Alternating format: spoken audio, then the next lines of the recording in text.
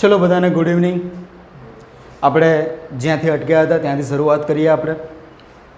આપણે સ્પેસ ટેકનોલોજીની અંદર આપણે ઇન્ટ્રોડક્શન જોઈ લીધું, એમાં કઈ કઈ બાબતોનો અભ્યાસ કરવાનો છે એ પણ જોઈ લીધું. એ પછી આપણે અલગ અલગ પ્રકારની ઓર્બિટ જોઈ, બરાબર છે. અલગ અલગ પ્રકારની લિયો, મિયો, હિયો, પોલર, સિંક્રોનન્સ, સન સિંક્રોનન્સ, આ બધું આપણે જોઈ લીધું. ઓકે, એ સિવાય એક્સ્ટ્રા એક ઓર્બિટ કદાચ ના ચલાવી હોય તો એ જોઈ લેજો કે ભાઈ આપણે જ્યારે આદિત્ય L1 મિશન જ્યારે લોન્ચ કર્યું અને એને જે પોઈન્ટ પર આપણે ઉતાર્યું, બરાબર છે, આદિત્ય L1, આપણે કરંટ અફેર્સના 2 લેક્ચર મૂકેલા છે, યુટ્યુબ પર જ છે, તો એ પહેલાં જોઈ લો. જેમ આપણે કરંટ અફેર્સ જે છે સાયન્સ ટેકનોલોજી બેસ્ડ એ આપણે લીધેલું છે એમાં. તો આપણે જે આદિત્ય L1, બરાબર, આદિત્ય આપણે L1 જ્યાં ઉતાર્યું એ પોઈન્ટનું નામ શું હતું? લાંગરાજ. યાદ છે? બરાબર. તો આ જે પોઈન્ટ પર આપણે આપણું જે મિશન આપણે ત્યાં ઉતાર્યું હતું, લેન્ડ કર્યું હતું, અને જ્યાં આપણું જે આદિત્ય L1 જે ફરી રહ્યું છે એ ઓર્બિટના નામ આપવામાં આવેલું છે લાંગરાજ ઓર્બિટ.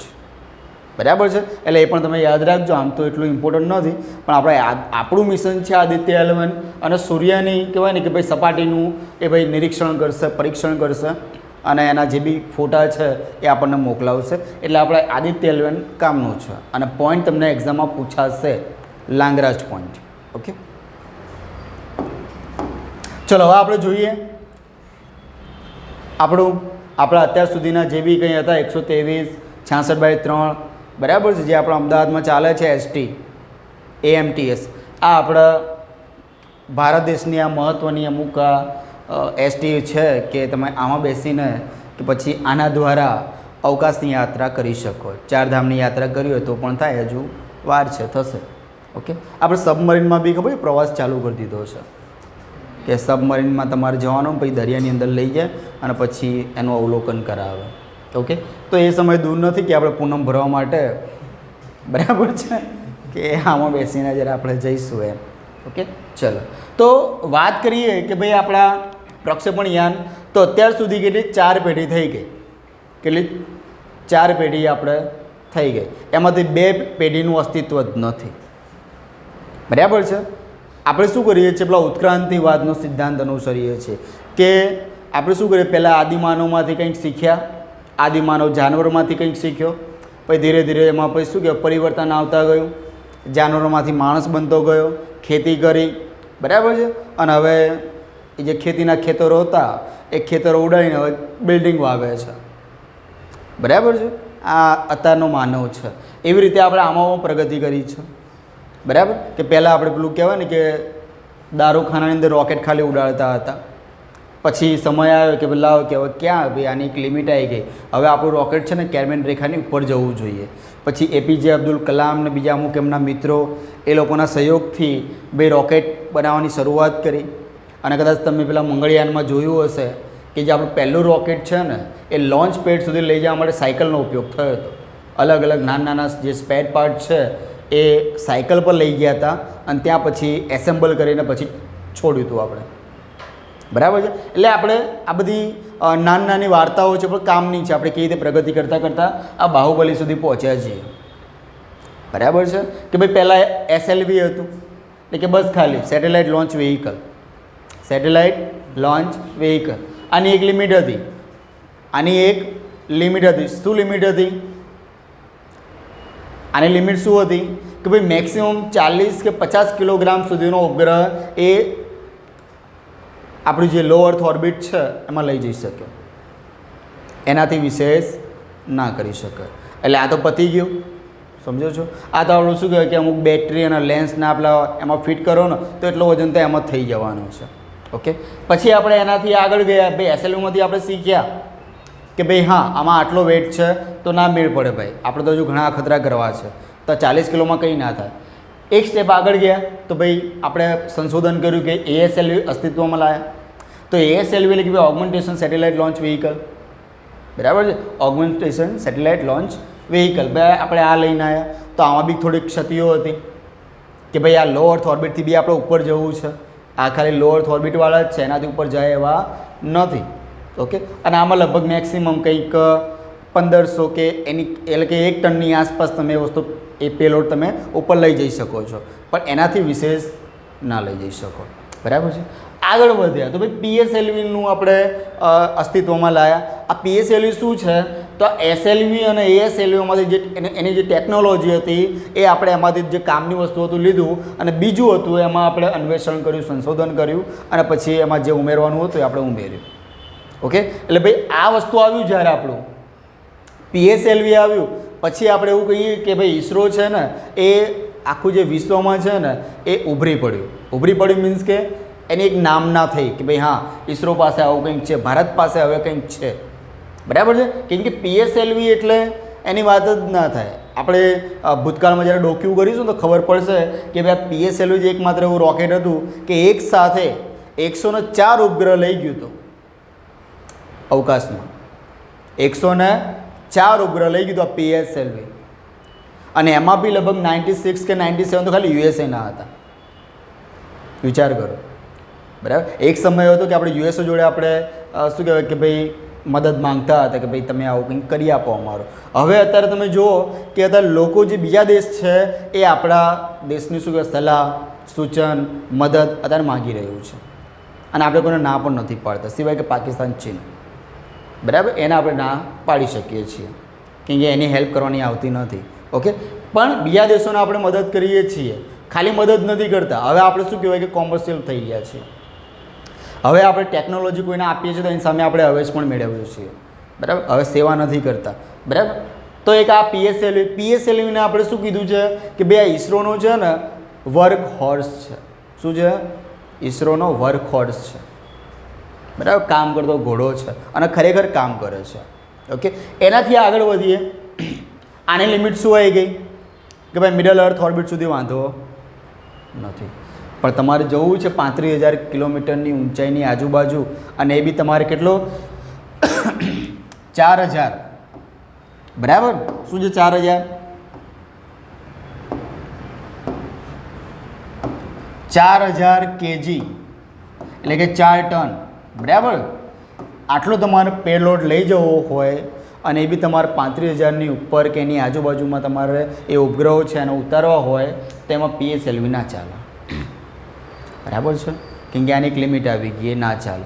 પછી ભારતે ભાઈ આમાંથી થોડી ટેકનોલોજી લીધી, કંઈક નવું શોધ્યું, અને પછી અસ્તિત્વમાં આવ્યું GSLV. બરાબર છે.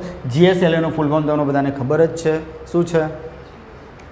Jio synchronous satellite launch vehicle. હવે જીઓ સિન્ક્રોનસ આવી ગયું એટલે તમને ખબર જ છે કે ભાઈ જીઓ સિન્ક્રોનસ નામની કંઈ ઓર્બિટ પણ છે.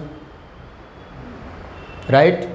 જીઓ સિન્ક્રોનસ નામની ઓર્બિટ છે તો તમને એ પણ ખબર છે ભાઈ કેટલી ઊંચાઈએ છે. બરાબર છે. કેટલી ઊંચાઈ છે? આપણે રાઉન્ડ ફિગર યાદ રાખવાની 36,000 કિલોમીટર. બરાબર. 36,000. અને એક એનો જોડીએ બીજો ભાઈ સિન્ક્રોનસ, અને બીજું કયું છે આપણું સ્ટેશનરી. બરાબર. એટલે કે જ્યારે GSOની વાત હોય અને તમારે 4 ટન સુધીનો જે પેલોડ છે એ તમારે અવકાશમાં લઈ જવું છે તો PSLV ના ચાલે. એના માટે શું જોઈએ? બાહુબલી જોઈએ, GSLV. એટલે પછી આપણે GSLV લઈને આવ્યા. બરાબર. GSLVમાં બી પાછા એના પ્રકાર છે ભાઈ. GSLV Mark 2 અને GSLV Mark 3. Mark 1 ફેલ છે. GSLV Mark 1 છે ને એક જ વાર કે 2 વાર અખતરા કર્યા હતા, પણ આમાં આપણને સફળતા જોઈએ એવી મળી નહીં. પછી એ લોકોએ એ 1 છે એને કેન્સલ કરી નાખ્યું, અને અત્યારે કાર્યરત GSLV MK2 અને MK3 છે. બરાબર છે. GSLV MK2 અને MK3 છે. હવે આની અંદર શું છે? તો એક તો આને જે ધક્કો મારવા માટે જે ટેકનોલોજી વપરાય છે, આજે જે નીચે આ બધા આ શું, આને શું કહેવાય? આ જે નીચે આપેલું છે આ બધા એને શું કહેવાય? બૂસ્ટર કહેવાય. એને શું કહેવાય? પાવર બૂસ્ટર, જેને આપણે કહીએ છીએ. અને શું કરે? ધક્કો મારવાનું કામ કરે. સમજો છો? આ બધામાં કેવું છે કે ભાઈ ફ્યુલ છે અને એના કારણે આગળ વધે છે. આમાં બી બૂસ્ટર તો છે જ, પણ આની અંદર છે ને એક્સ્ટ્રા એન્જિન લાગેલા હોય, જેમ કે ક્રાયોજેનિક એન્જિનની આપણે વાત કરીએ. બરાબર છે. આ જે GSLV છે એની અંદર મહત્ત્વના એન્જિનની વાત કરીએ તો ભાઈ ક્રાયોજેનિક એન્જિન લાગેલું છે. આ રોકેટ છે એનું પોતાના તો ફ્યુલ છે જ, એમાં ફ્યુલ તો વપરાય જ છે. એ સિવાય એક્સ્ટ્રા ક્રાયોજેનિક એન્જિન, અને એની અંદર લિક્વિડ હાઇડ્રોજનના ઓક્સિજન ને બધું વપરાય. બરાબર છે. એટલે એન્જિન છે આપણું ક્રાયોજેનિક, એમાં પણ આપણે શું કહેવાય કે ફ્યુલ વપરાય છે. એટલે જે ધક્કો જે વાગવો જોઈએ ને એવો જોરદાર વાગ્યા, તમારે જોવું પડે નહીં આમાં. બરાબર છે. એટલે જીએસએલવી અસ્તિત્વમાં આવ્યું. તો ભાઈ જીએસએલવી જે MK2 છે તો એમાં ક્રાયોજેનિક એન્જિન છે, કયું વપરાય છે તો CE-7.5. કયું વપરાય છે? CE-7.5 એટલે કે ભાઈ ક્રાયોજેનિક એન્જિન 7.5. બરાબર છે. અને જે જીએસએલવી જે આ MK3 છે એટલે કે માર્ક 3 છે, બરાબર, એમાં જે વપરાય છે એ કયું છે? CE-20. એ કયું છે? CE-20. હવે આપણે અહીંયાથી પાછા અટક્યા નથી, જીએસએલવીથી આપણે અટક્યા નથી. એ પછી આપણે નવું કંઈક લઈને આવ્યા. શું લઈને આવ્યા કે સાહેબ? આરએલવી લઈને આવ્યા. બરાબર. શું લઈને આવ્યા? RLVTD. બરાબર છે. RLVTD આ લઈને આવ્યા આપણે. શું હતું આમાં? રીયુઝેબલ લોન્ચ વ્હીકલ, પછી ટેકનોલોજી ડેમોન્સ્ટ્રેશન. બરાબર છે. Reusable launch vehicle technology demonstration, આ એનું ફૂલ ફોર્મ છે. અને આપણો એના જગ્યા આની અંદર જ જવાબ આપેલો જ છે ભાઈ કે ભાઈ RLV રીયુઝેબલ એટલે તમે જે બી કંઈ પ્રક્ષેપણ યાન તમે અવકાશમાં મોકલો છો એ એનું કામ પૂરું કરી નાખ્યું પછી સીધું પાછું આવીને લોન્ચ પેડ પર એમને એમ ગોઠવાઈ જાય. બરાબર છે. એમાં પછી જે બી સાયન્ટિસ્ટ છે ભાઈ નુકસાનીવાળું અલગ કરશે અને પછી પાછું એમાં જે ફ્રેશ વસ્તુ હશે એ એમાં ફિટ કરીને ફરીથી એનો ઉપયોગ કરશે. તો એટલું કોસ્ટિંગ આપણું બચશે. નહીં તો ભાઈ નવું કરવું હોય તો પછી એનો કોઈ ફરીથી આ બધી આ અખતરા કરવાની જરૂર જ નથી જો બધું નવું જ કરવું હોય તો. પણ નવામાં શું છે? બધું ઝીરોથી સર્જન કરવાનું. બરાબર. બધું ઝીરોથી સર્જન કરવાનું. જ્યારે આમાં એવું જરૂર નથી કે ભાઈ ઉપર એકવાર અવકાશયાન ગયું પછી નકામું પતી ગયું કે બધા સ્પેર પાર્ટ નકામા, એવું ના હોય. કેટલાક પાર્ટ્સ એવા પણ હોય જે તમારે ફરીથી આને યુઝમાં લઈ શકો છો. ઓકે. એટલા માટે પછી આ નવું લઈને આવ્યા આપણે RLVTD. બરાબર. RLVTD પછી આપણે આનું જે જીએસએલવી MK3 છે એનું જે સંસ્કરણ લઈને આવ્યા LVM3. બરાબર છે. LVM3 કહો તો પણ ભલે અને જીએસએલવી માર્ક 3 કહો તો પણ ભલે, બંને એક જ છે. ઓકે. ચલો જોઈએ આગળ. ચલો આ જે વસ્તુ આપણે જોઈ લીધું કે ભાઈ આપણા જે પ્રક્ષેપણ યાન છે કે ભાઈ ઐતિહાસિક રીતે કાર્યરત નથી એવા કયા છે? ભાઈ SLV-3 અને ASLV. પ્રથમ પેઢી અને બીજી પેઢીને અત્યારે હાલ કાર્યરત નથી. કોણ કોણ છે તો ભાઈ કાર્યરત? ભાઈ હાલમાં કાર્યરત PSLV છે અને GSLV છે. એટલે કે બીજી અને ત્રીજી પેઢીના જે પ્રક્ષેપણ યાન છે એ અત્યારે હયાત છે અને અટ્ટાકટ્ટા છે અને કામમાં આવે છે. ઓકે. પછી જોઈએ કે ભાઈ ભવિષ્યની પેઢીની વાત કરીએ તો ભવિષ્યમાં શું આવવાનું છે? ભાઈ RLVTD હમણાં હાલ મેં કીધું તમને reusable launch vehicle technology demonstration, એક આ આવશે. પછી આપણે વાત કરીએ ભાઈ સ્ક્રેમજેટ એન્જિનની. સ્ક્રેમજેટ, રેમજેટ આ બધું તમે કદાચ સાંભળ્યું હશે. આ એન્જિન બીજું કશું જ નહીં, એ જ્યારે ઉપર જાય પછી જે હવાનો જે ઓક્સિજન છે ને, બરાબર, એનો ફ્યુલ તરીકે ઉપયોગ કરે. એ હવામાં જે ઓક્સિજન છે, બરાબર, એને એકદમ નીચા આમ કહેવાય ને કે દબાણે અને લિક્વિડ ફોર્મમાં ફેરવીને પછી ડાયરેક્ટ એનો ફ્યુલ તરીકે ઉપયોગ કરે. એટલે કે આપણે જે ફ્યુલ છે એ એક્સ્ટ્રા કેરી ના કરવું પડે. બરાબર છે. ઉપર ગયા પછી એને છોડી મેળવાનું. આપણે મંગળયાનમાં પણ જોયું હતું કે આપણે શું કરતા ભાઈ સેટેલાઇટનું વજન શું કહેવાય કે ઓછો થવો જોઈએ. એ ચક્કરમાં પછી છેલ્લે પેલા બેનને કંઈ બ્રહ્મ જ્ઞાન પ્રાપ્ત થાય છે કે ભાઈ આપણે ફ્યુલ વધારે ના મોકલી શકીએ, સોલર પેનલ તો લગાવી શકીએ ને, યાદ છે ને? પછી એણે સોલર પેનલ લગાવ્યા અને ફ્યુલનો વજન ઓછો કર્યો ને એમ કહીને આપણું મિશન કંઈક સક્સેસ થયું. બરાબર. એ સિવાય પેલા ભાઈ શું નામ હતા એનું નામ પણ યાદ નથી, એક કાકા હતા, એણે શું કર્યું ભાઈ સેટેલાઇટનું વજન કીધું ઓછો કર્યો તે એનું જે સ્ટ્રક્ચર બનાવવાનું છે એના મટીરિયલમાં શું વાપર્યું તો એલ્યુમિનિયમ અને પ્લાસ્ટિકનું મિક્સચર. એલ્યુમિનિયમ અને પ્લાસ્ટિકનું મિક્સચર એમ કહીને એક અલગ જ એક વસ્તુ બનાવી એણે એમાંથી, જેના ઉપર આગ કે કોઈ વધારે ગરમીની એટલી અસર થાય નહીં. એના કારણે તમારું શું કહેવાય કે ભાઈ વજન ઘટી ગયું. ઓકે. તો આ બધી જ ટેકનોલોજીનો આપણે ઉપયોગ કરીએ છીએ અને આ તમારા માટે બહુ જ કામનું છે. આ તો ચલો ભૂલી જાઓ, કદાચ આનું પૂછાય તો પૂછાય કે ભાઈ પહેલી પેઢીનું કોણ હતું, બીજી પેઢીનું કોણ હતું, કે પછી આ ASLVનું આખું નામ શું છે શું નહીં, એવું કદાચ પરીક્ષામાં પૂછાય. પણ કેન્દ્ર સ્થાને તમારે આટલી વસ્તુ કામની છે. ડન છે. જોઈએ આપણે પહેલું SLV. બરાબર. SLV 1 2 એટલું કંઈ સક્સેસ હતું નહીં, પણ 3 થી આપણને કંઈ થોડી સફળતા મળી. શું મળી એ જોઈએ આપણે હમણાં. ચલો, SLV સેટેલાઇટ લોન્ચ વ્હીકલ એનું ફૂલ ફોર્મ છે. ઓકે, આ તો લગભગ કેટલી વાર સાંભળ્યું હશે, તો ઊંઘમાંથી કોઈ પૂછે તો આવડવું જોઈએ. SLV સેટેલાઇટ લોન્ચ વ્હીકલ, આમ ઊંઘમાં બોલી નાખવાનું, બરાબર છે. ચલો ભાઈ, ભારતનું પ્રથમ પ્રાયોગિક યાન છે, એટલે કે આપણે અખતરા કર્યા હતા, સફળતા મળી ગઈ, વસ્તુ અલગ છે. SLV કાર્યક્રમનું સંચાલન ભાઈ કોણે કર્યું હતું? કોણ હતું? Doctor APJ Abdul Kalam. તો ડૉક્ટર APJ અબ્દુલ કલામનું આખું નામ શું? APJ અબ્દુલ કલામનું આખું નામ શું છે? APJ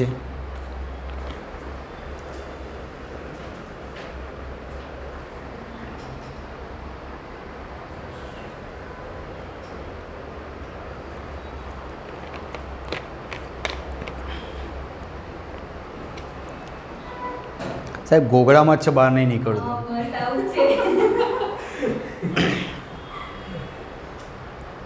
આ વસ્તુ મેં વિદ્યાર્થીઓને લગભગ છેલ્લા 4-5 વર્ષથી ભણાવતો આવું છું, અને જ્યારે આ પ્રશ્ન પૂછું ને ત્યારે એ લોકો જવાબ આપે એ પહેલાં હું આ વાક્ય જ કહેતો હોઉં છું, અને 99% હું સાચો હોઉં છું. 1% કદાચ આગું પાછું હોય, બરાબર, કે સાહેબ યાદ છે, બસ આમ નીકળું થઈ રહ્યું છે. સાહેબ પહેલો શબ્દ તમે કહી દો ને અમને, પછી કહી દઈશ, બરાબર. પછી એવું થાય કે શિક્ષક પ્રશ્ન જ ભૂલી જાય. શું પ્રશ્ન હતો? હે, APJ અબ્દુલ કલામ. અંદર વખતે હું બધાને એક જ મૂવી યાદ અપાવું છું, ગુડ બોય બેડ બોય. એમાં જે છેલ્લી ક્વિઝ આવે ને, એમાં ઇમરાન હાશમીના પ્રશ્ન પૂછવામાં આવે કે ભાઈ APJ અબ્દુલ કલામ એટલે કોણ, શું નામ આખું, બરાબર છે, અને ભાઈ સાચો જવાબ આપો. ઇમરાન હાશમી જેવા ઇમરાન હાશમી સાચો જવાબ આપો. બોલો આવો. ચલો, ડૉક્ટર APJ અબ્દુલ કલામ અવુલ, શું છે? અવુલ, અબ્દુલ નહીં, અવુલ પાકીર, પછી જૈનાલુદ્દીન,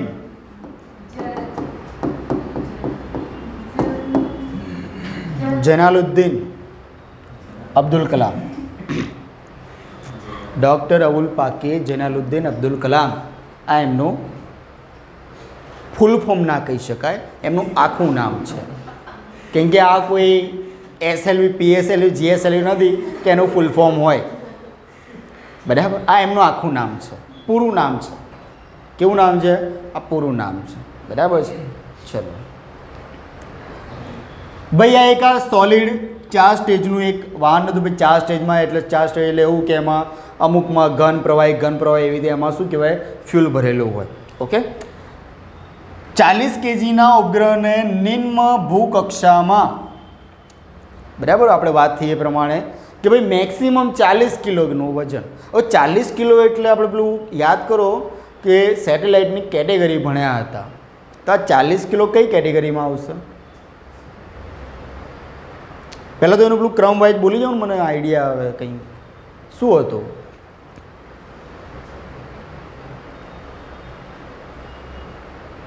ફેમટો, પીકો, નેનો, માઇક્રો, મિની. 100 ગ્રામ, 1 કિલો, 10 કિલો, પછી 10 કિલો, પછી 100 કિલો, પછી 1000. તો હવે ચલો મેં આપી દીધું. હવે મને કહો કે 40 kg છે તો એ સેટેલાઇટનો પ્રકાર કયો આવશે?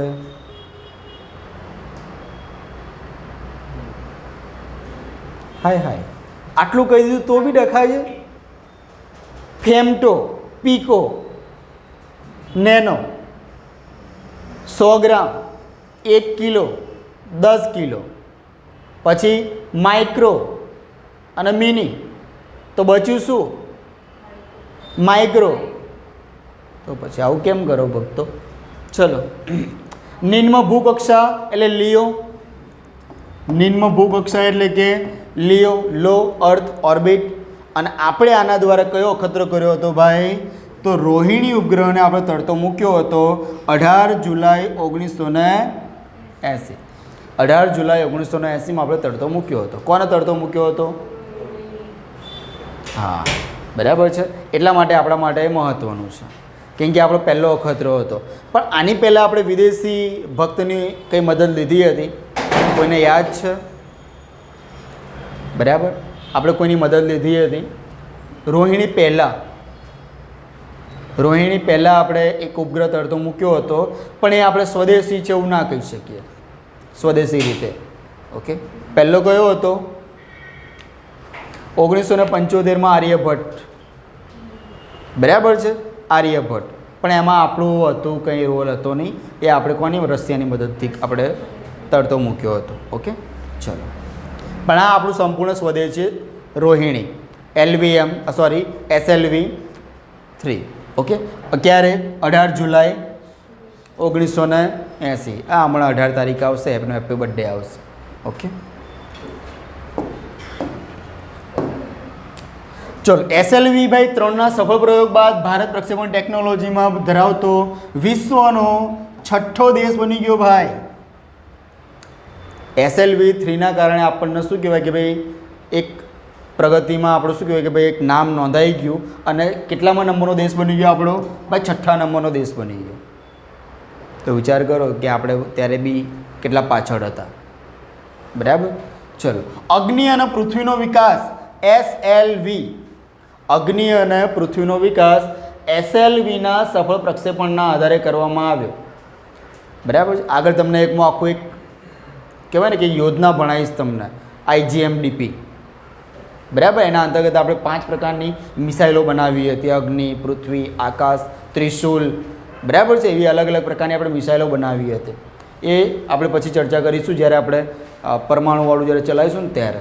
ઓકે, તો ભાઈ અગ્નિ અને પૃથ્વીનો વિકાસ માટે આપણે SLVના સફળ પ્રક્ષેપણ આધારે આપણે શું કહેવાય કે આગળ પ્રગતિ કરી છે. પણ તમારા માટે કામની વસ્તુ આ છે. એ સિવાય કામની વસ્તુ ભાઈ 18 જુલાઈ 1980. શું નામ? રોહિણી. Okay, SLV-3. ચલો, SLV-3નું કામ પૂરું. હવે આપણે એન્ટ્રી પડે છે ASLV. તો ASLVનું ફૂલ ફોર્મ તમને એક્ઝામમાં પૂછાય તો ઓગમેન્ટેડ સેટેલાઇટ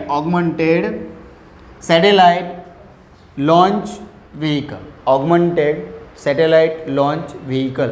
આ શબ્દ થોડો અટપટો છે, પણ યાદ રાખવું પડશે. Augmented satellite launch vehicle. ચલો, શું હતું એમાં કે ભાઈ ASLV ઇસરો દ્વારા નિર્મિત ભાઈ 5 તબક્કાનું ઘન બળતણ ધરાવતું લોન્ચ વ્હીકલ. કેટલા તબક્કા? 5 તબક્કા હતા. બરાબર, ASLVમાં કેટલા તબક્કા હતા? 5 તબક્કા હતા. SLVમાં કેટલા હતા? 4 તબક્કા હતા.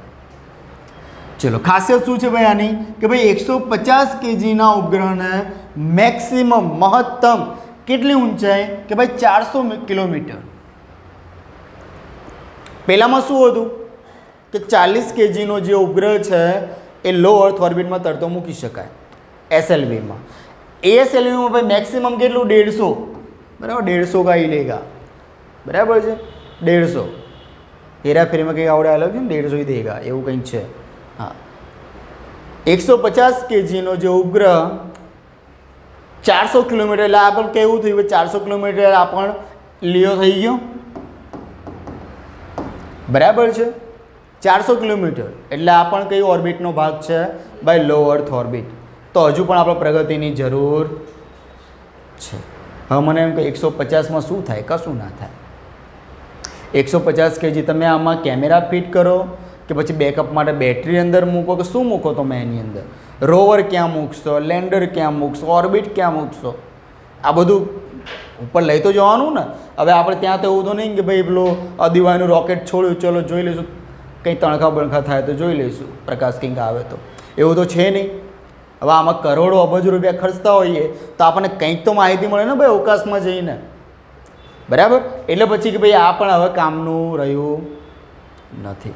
તો બી આપણે જોઈએ કે ભાઈ 20 મે 1992 20 મે 1992ના રોજ શ્રી હરિકોટા મથકથી ભાઈ ASLV D3 એટલે કે ડેવલપમેન્ટ, બરાબર છે, કે ડેવલપિંગ થઈ રહી હતી, બરાબર છે, એવા D3 એના દ્વારા આપણે સ્રોત 3, હવે સ્રોત શું છે કે ભાઈ stretched Rohini orbit satellite series, બરાબર, stretched Rohini orbit satellite series, આ સેટેલાઇટનું નામ છે, ઉપગ્રહનું નામ છે.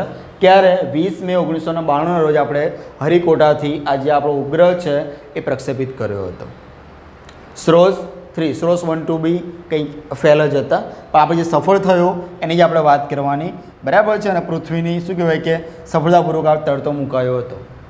હવે કંઈ કહેવાની જરૂર છે કે ભાઈ કઈ ઓર્બિટમાં કહેવાની જરૂર છે? ASLV દ્વારા આ જે આપણો સ્રોત 3 છે, બરાબર, સેટેલાઇટને કઈ ઓર્બિટમાં તરતો મૂક્યો હશે? બોલો. લો અર્થ ઓર્બિટ જ હોય ને ભક્તો, કેમ કે 400 કિલોમીટર, 400 એટલે 200 થી લઈને 1000, 200 થી લઈને 1000 કિલોમીટર છે એ કોનો ભાગ છે? લો અર્થ ઓર્બિટનો ભાગ છે, બરાબર છે. ચાલો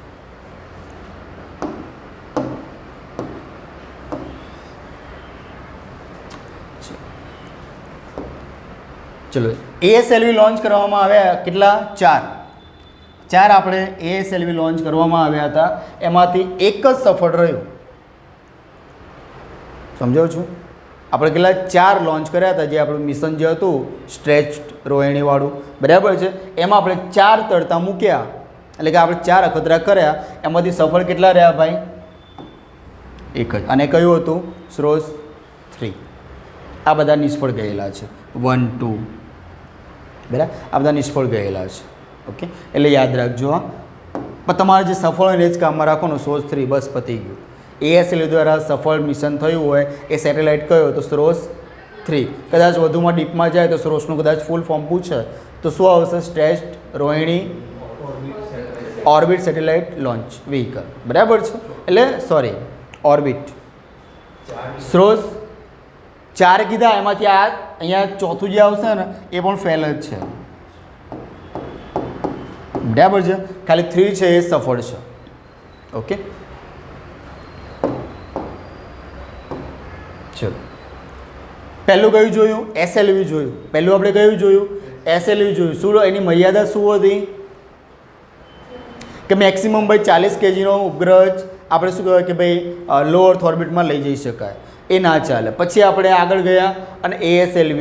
ASLVનું આખું નામ પૂછાય તમને તો ASLV એટલે શું? Augmented satellite launch vehicle. એમાં શું હતું કે ભાઈ 150 કિલોગ્રામનો જે સેટેલાઇટ છે એ તમે લો અર્થ ઓર્બિટ એટલે કે મેક્સિમમ કેટલું કે 400 કિલોમીટર સુધી લઈ જઈ શકાય. અને એમાં આપણે શું લોન્ચ કર્યું છે કે ભાઈ સ્રોત શ્રેણીના 4 ઉપગ્રહ લોન્ચ કર્યા હતા, એમાંથી એક જ સક્સેસ ગયું અને એ કયું હતું? સ્રોત 3. ડન છે. અને કઈ તારીખ હતી?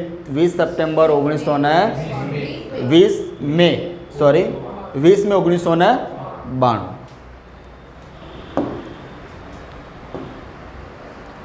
ચલો હવે આપણે જોઈએ PSLV. Polar satellite launch vehicle, બરાબર છે. પોલર ઓર્બિટની તમને ખબર જ છે, ક્યાંથી ક્યાં સુધી પોલર ઓર્બિટ?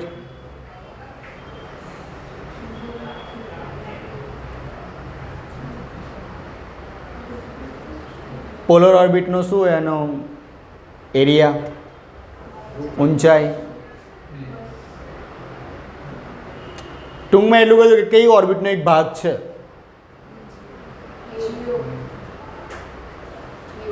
Polar orbit.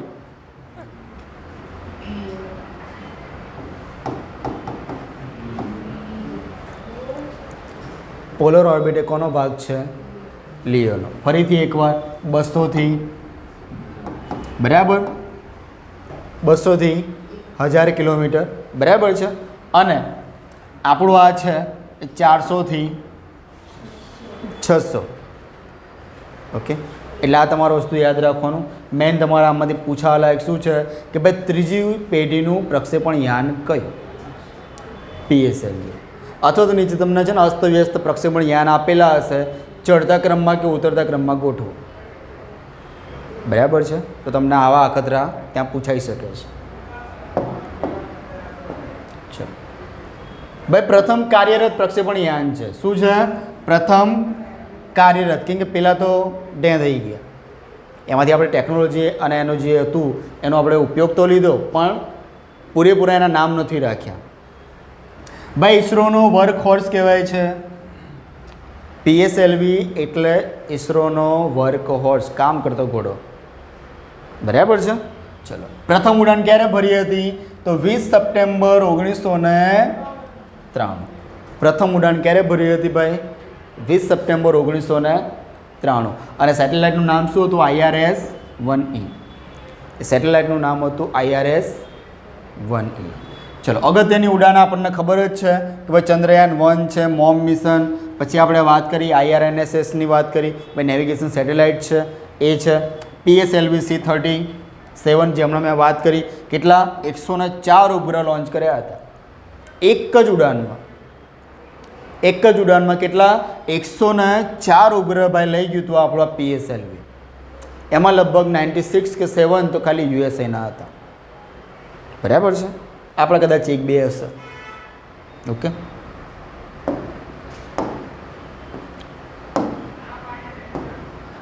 ચલો, અગત્યની ઉડાન. બરાબર, તો આજે ડીપમાં થોડું જોઈ લઈએ કે ભાઈ PSLV-C-11. બરાબર, PSLV-C-11 પ્રક્ષેપણ યાનનું નામ છે. ઓકે, 22 ઓક્ટોબર 2008માં આપણે લોન્ચ કર્યું હતું. મિશનનું નામ શું છે? ચંદ્રયાન પ્રથમ છે. પછી આપણે વાત કરીએ ભાઈ મોમ મિશન, માર્સ ઓર્બિટરી મિશન, જેને આપણે ગુજરાતીમાં કહીએ છીએ મંગળયાન. ગુજરાતીમાં શું કહીએ છીએ? મંગળયાન. એ ક્યારે? તો 5 નવેમ્બર 2013માં આપણે લોન્ચ કર્યું. અને પ્રક્ષેપણ યાન કયું હતું? PSLV-C-25. એ સિવાય આપણે જેટલા પણ IRNSSના જે બી આપણે સેટેલાઇટ લોન્ચ કર્યા છે એ પણ PSLVથી કરેલા છે, જે લો અર્થ ઓર્બિટ કાં તો મિડલ અર્થ ઓર્બિટ એનો એક ભાગ છે. ઓકે, PSLV-C-37 આ તમારા માટે બહુ જ મહત્ત્વનું છે, કેમ કે આપણો પહેલો ખતરો હતો ને સફળ થયા હતા. એક સાથે 104 ઉપગ્રહ લઈ ગયા હતા PSLV-C-37 દ્વારા. ઓકે, આ બધા PSLVના કાર્યો છે. ચલો, ક્ષમતાની વાત કરીએ. તમને વિધાનોવાળા વાક્યમાં આવું પૂછાઈ શકે છે કે ભાઈ 1750 કિલોગ્રામ 1750 કિલોગ્રામના ઉપગ્રહને પોલર ઓર્બિટમાં સ્થાપિત કરી શકે છે. સમજો છો? 1750 સુધીનું જે બી કંઈ વજન છે, બરાબર, એવા જે સેટેલાઇટ છે એને પોલર ઓર્બિટમાં તરતા મૂકી શકે છે. એ સિવાય વાત કરીએ આપણે કે 1425 kg જેટલું વજન હોય સેટેલાઇટનું, તો એને ક્યાં મૂકી શકે ભાઈ? GTOમાં મૂકી શકે. હવે GTO તમને ખબર છે, આની આપણે કથા કરી હતી, યાદ છે? પ્રસાદ બધાએ ખાધો હતો. GTO શું છે? તો જીઓ ટ્રાન્સફર ઓર્બિટ. મેં તમને વાત કરી કે ટ્રાન્સફર ઓર્બિટમાં શું હોય? ડાયરેક્ટ છત્રીય જ્યારે પહોંચી જાય? નહીં. કેવી રીતે પહોંચે? બોલો, કેવી રીતે પહોંચે?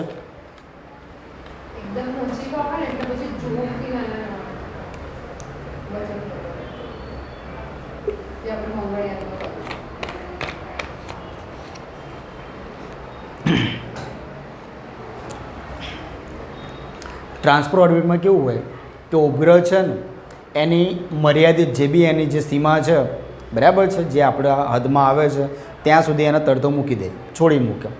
પછી ઉપગ્રહ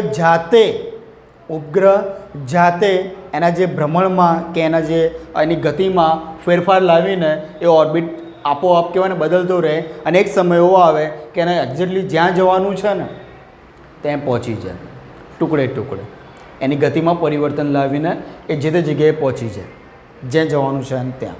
બરાબર છે? એ આખી મેં તમને ફોર્મેશન સમજાવ્યું હતું, એકવાર જોઈ લેજો. એ તો ભાઈ GTOમાં મેક્સિમમ કેટલું વજન ભાઈ? તો 1425 kg, એટલે કે જીઓ ટ્રાન્સફર ઓર્બિટમાં તમારે સેટેલાઇટને પહોંચાડવો છે અને GSLVનો ઉપયોગ નથી કરવો, તો પીએસએલવીમાં આટલું વજન ચાલે. પીએસએલવીમાં 1425 કિલોગ્રામ સુધીનું વજન, બરાબર છે. જીટીઓ ઓર્બિટમાં તમારે લઈ જવું છે તો એટલું ચાલે, બરાબર છે. ચલો ફરીથી એકવાર 1750 કેજી તો પોલર ઓર્બિટ. આ કામ કોનું છે? પીએસએલવી. પીએસએલવી છે. જો પોલર ઓર્બિટની અંદર તમારે કોઈ સેટેલાઇટને લઈ જવું છે તો મેક્સિમમ એનું વજન કેટલું હોવું જોઈએ? 1750. તમારે કોઈ સેટેલાઇટ છે એને જીટીઓમાં લઈ જવું છે, જીટીઓ એટલે જીઓ ટ્રાન્સફર ઓર્બિટમાં પ્રક્ષેપિત કરવું છે, તો એનું વજન મેક્સિમમ કેટલું હોવું જોઈએ? 1425. ડન છે.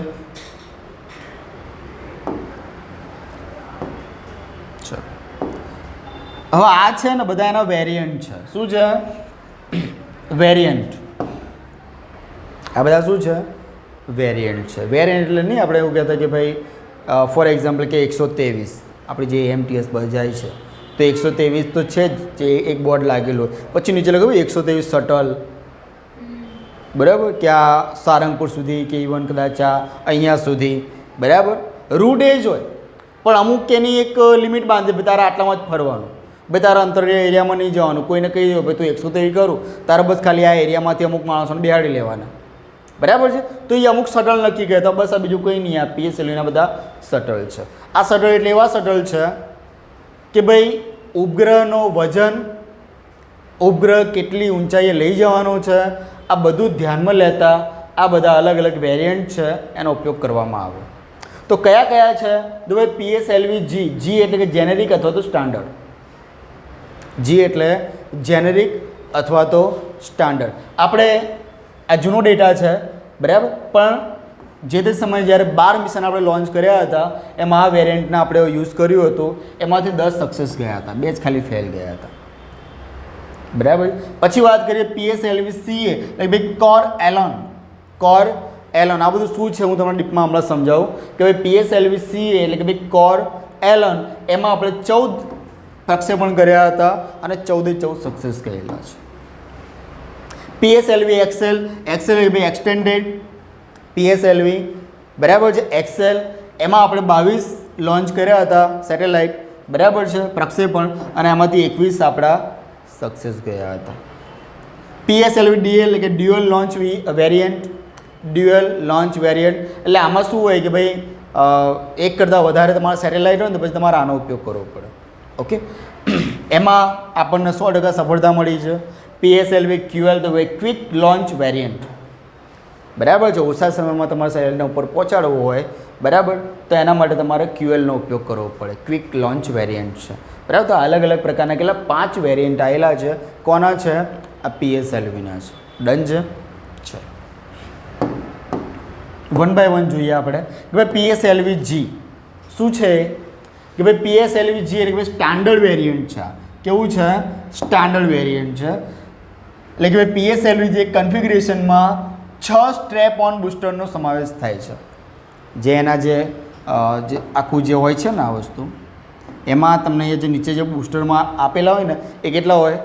6 બૂસ્ટર હોય જે નીચે ધક્કો મારે, બરાબર છે. એ ધક્કો મારવાનું કામ કરે. એટલે આ વેરિયન્ટની કેટલા 6 સ્ટ્રેપ ઓન બૂસ્ટરનો સમાવેશ થાય છે. અને આ કેટલા સ્ટેજમાં હોય છે ભાઈ? 4 સ્ટેજમાં હોય છે. આ કેટલા સ્ટેજમાં હોય છે? 4 સ્ટેજમાં હોય છે. સ્ટેજ એટલે બરાબર આ તમારા બૂસ્ટર રહી ગયા તો આ 1 2 3 4 અહીંયા તમારો સેટેલાઇટ હોય. આ બધામાં શું હોય? ફ્યુલ હોય. સમજ પડી? એ બધામાં ફ્યુલ હોય. એટલે કે ભાઈ PS1 PS2 આ શું છે? તો પીએસએલવી સ્ટેજ 1 સ્ટેજ 2 સ્ટેજ 3 આ એવી રીતે કેટલા સ્ટેજ હોય? 4 સ્ટેજ હોય. કયા વેરિયન્ટમાં? તો પીએસએલવી જી. પીએસએલવી જી એટલે શું? જેનેરિક અથવા તો સ્ટાન્ડર્ડ. ડન.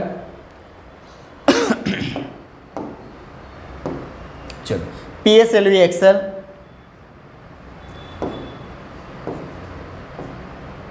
ચલો પીએસએલવી એક્સેલ શું છે આમાં કે ભાઈ પેલોડ ક્ષમતા વધારવા માટે, આનું આખું નામ તમે જોઈ લીધું આપણે, એક્સટેન્ડેડ, બરાબર. પેલોડ ક્ષમતા વધારવા માટે સ્ટ્રેપ ઓન સોલિડ રોકેટ બૂસ્ટરમાં, બરાબર, વધારાના પ્રોપેલન્ટ સાથે એક્સેલ વર્ઝન લોન્ચ કરવામાં આવ્યું છે. વધારાના પ્રોપેલન્ટ ઇઝ કે જે બી આપણે થર્સ્ટ એટલે કે ધક્કો મારવા માટે જે વધારાનો જે ફ્યુલ વપરાય છે, બરાબર, એને પ્રોપેલન્ટ કહેવાય. એને શું કહેવાય? પ્રોપેલન્ટ કહેવાય. વધારાનો જે ધક્કો મારવા માટે કહેવાય ને કે જે અંદર જે ફ્યુલ આવેલું હોય ને એ પોતે જ પોતાનામાં એક શક્તિ પેદા કરે. બરાબર છે, એ પોતે જ પોતાનામાં એક શક્તિ પેદા કરે અને જોરથી નીચે ધક્કો મારવામાં મદદ કરે. તો આ વેરિયન્ટમાં આ એક એની ખાસિયત છે. બરાબર છે.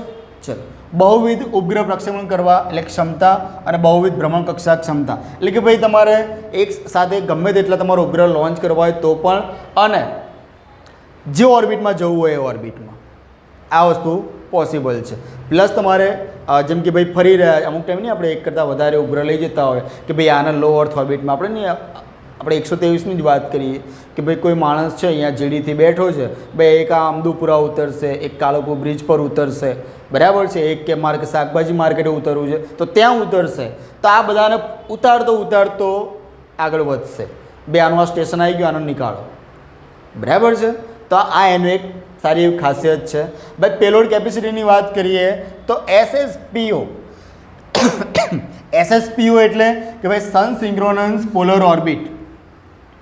સન સિંક્રોનસ પોલર ઓર્બિટ એટલે કે ભાઈ કેટલા સુધી 600 કિલોમીટર ઉપર સુધી કેટલો વજન 1750 kg પેલોડ લે. પેલોડ શું છે?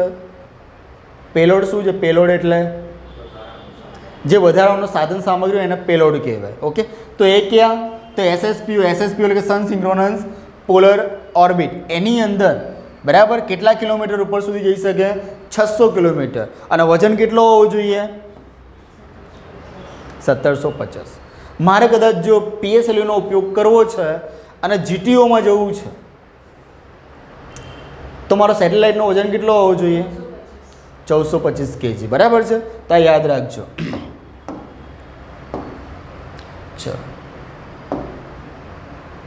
ચલો આના દ્વારા આપણે કોઈ વસ્તુ લોન્ચ કર્યું છે. આ જે વેરિયન્ટ છે PSLV XL આપણે કોઈ મિશન સક્સેસ કર્યા છે તો કર્યા છે ભાઈ. આપણે શું કહેવાય આના દ્વારા આપણે ચંદ્રયાન 1 મોકલ્યું, આદિત્ય 11 પણ આપણે એના થ્રુ મોકલ્યું છે. ઓકે, પછી માર્સ ઓર્બિટરી મિશન જે આપણું મોમ છે એમની અંદર પણ આ વેરિયન્ટ વપરાયો હતો. બરાબર છે.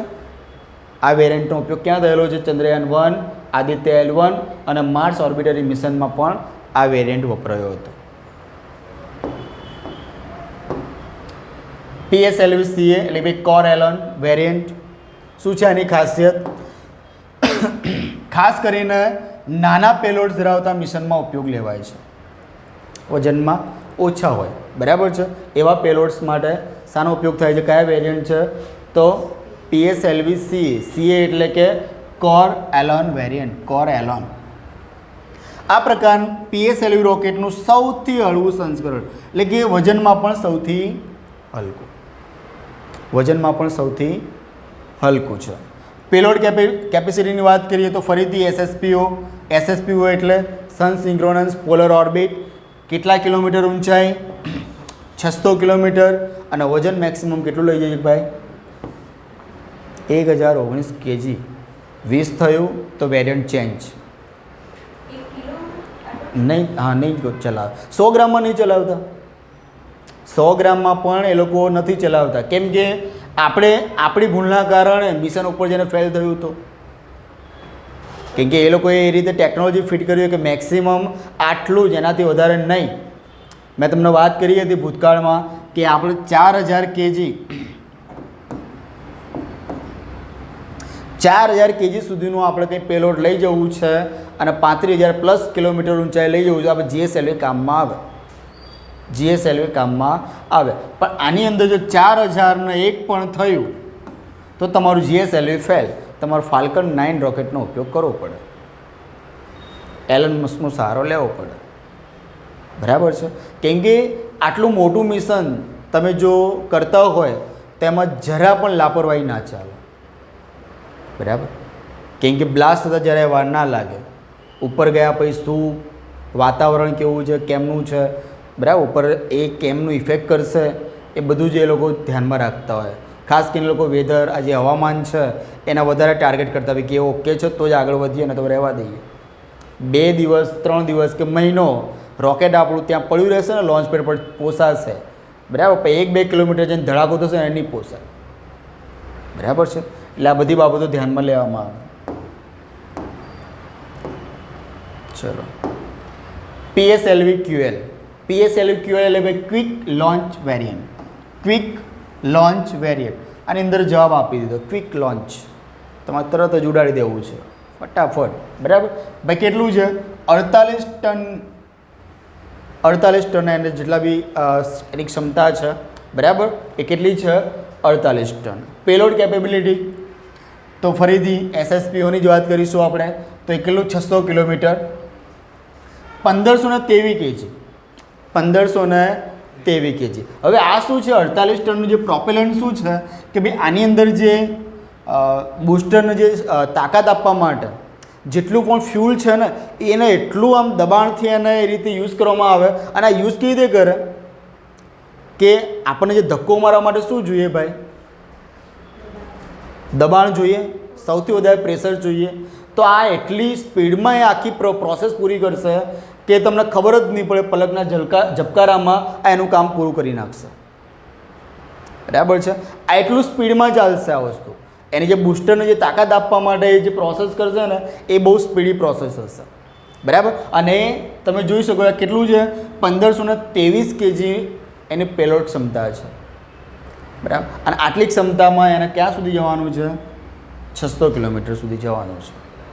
તો આટલું વજન હોય એને એક સાથે જ્યારે ઉપર લઈ જવાનું હોય તેમાં થ્રસ્ટ પણ એટલું જોરદાર લાગશે. એને ધક્કો એટલો જોરથી મારવો જ પડે તો એ ઉપર વ્યવસ્થિત જઈ શકશે, બાકી તો ત્યાં કદાચ બ્લાસ્ટ થઈ જાય. PSLV DL. PSLV DL આપણને એવું લાગે ડ્રાઇવિંગ લાઇસન્સની વાત હશે. બરાબર.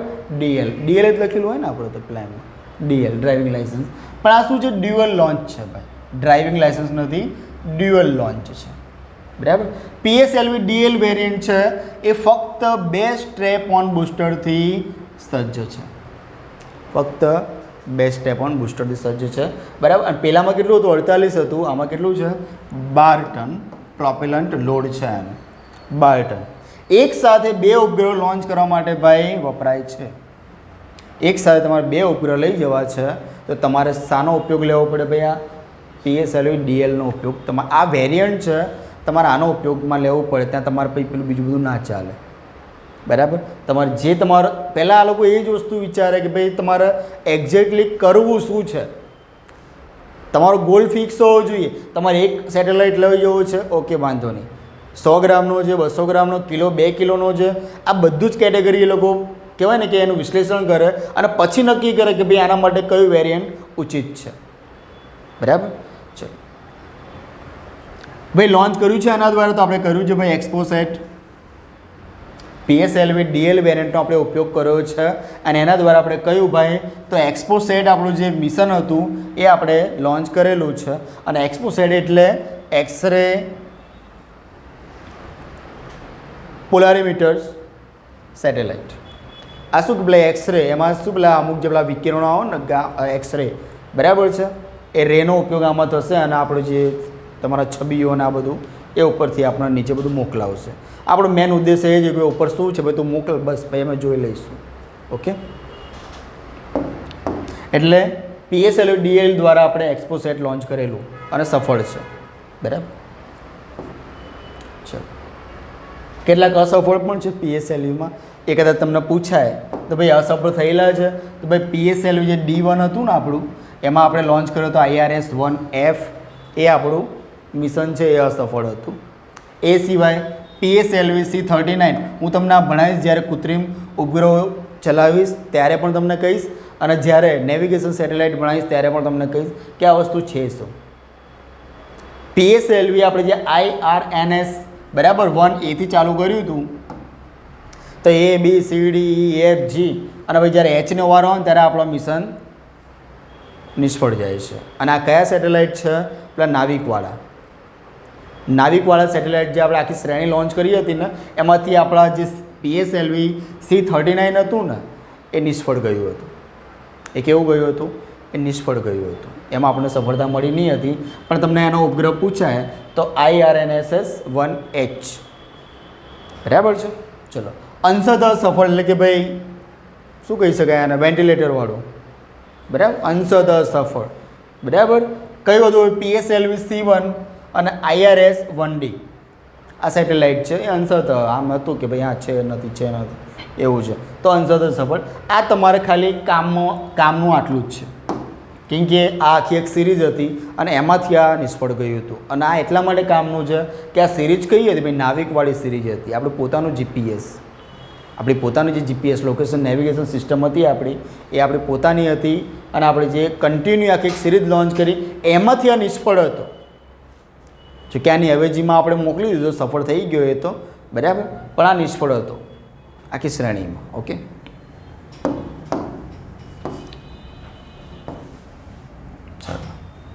આમાંથી તમને પ્રશ્નો સારા એવા પૂછાય બરાબર છે. આ તમારું શું છે ભાઈ? પીએસએલવી છે, મસ્ત દેખાઈ રહ્યું છે. ઓકે, આ તમારા શું છે ભાઈ? બૂસ્ટર છે. આ બધા શું છે? આ બધા બૂસ્ટર લાગેલા છે. અહીંયાથી તમારે ચાલુ થાય સ્ટેજ 1 2 3 4 અને અહીંયા તમારું સેટેલાઇટ બરાબર. સ્ટેજ 1 2 3 4.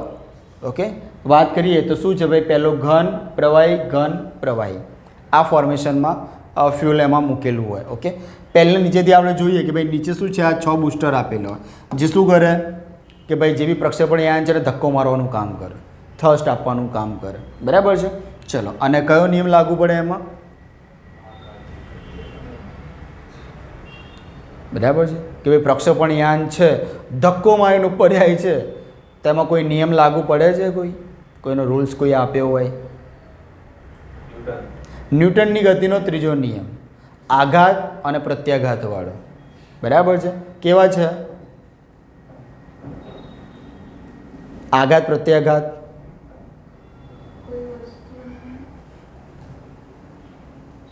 આઘાત અને પ્રત્યાઘાત પરસ્પર સમાન વિરુદ્ધ દિશામાં.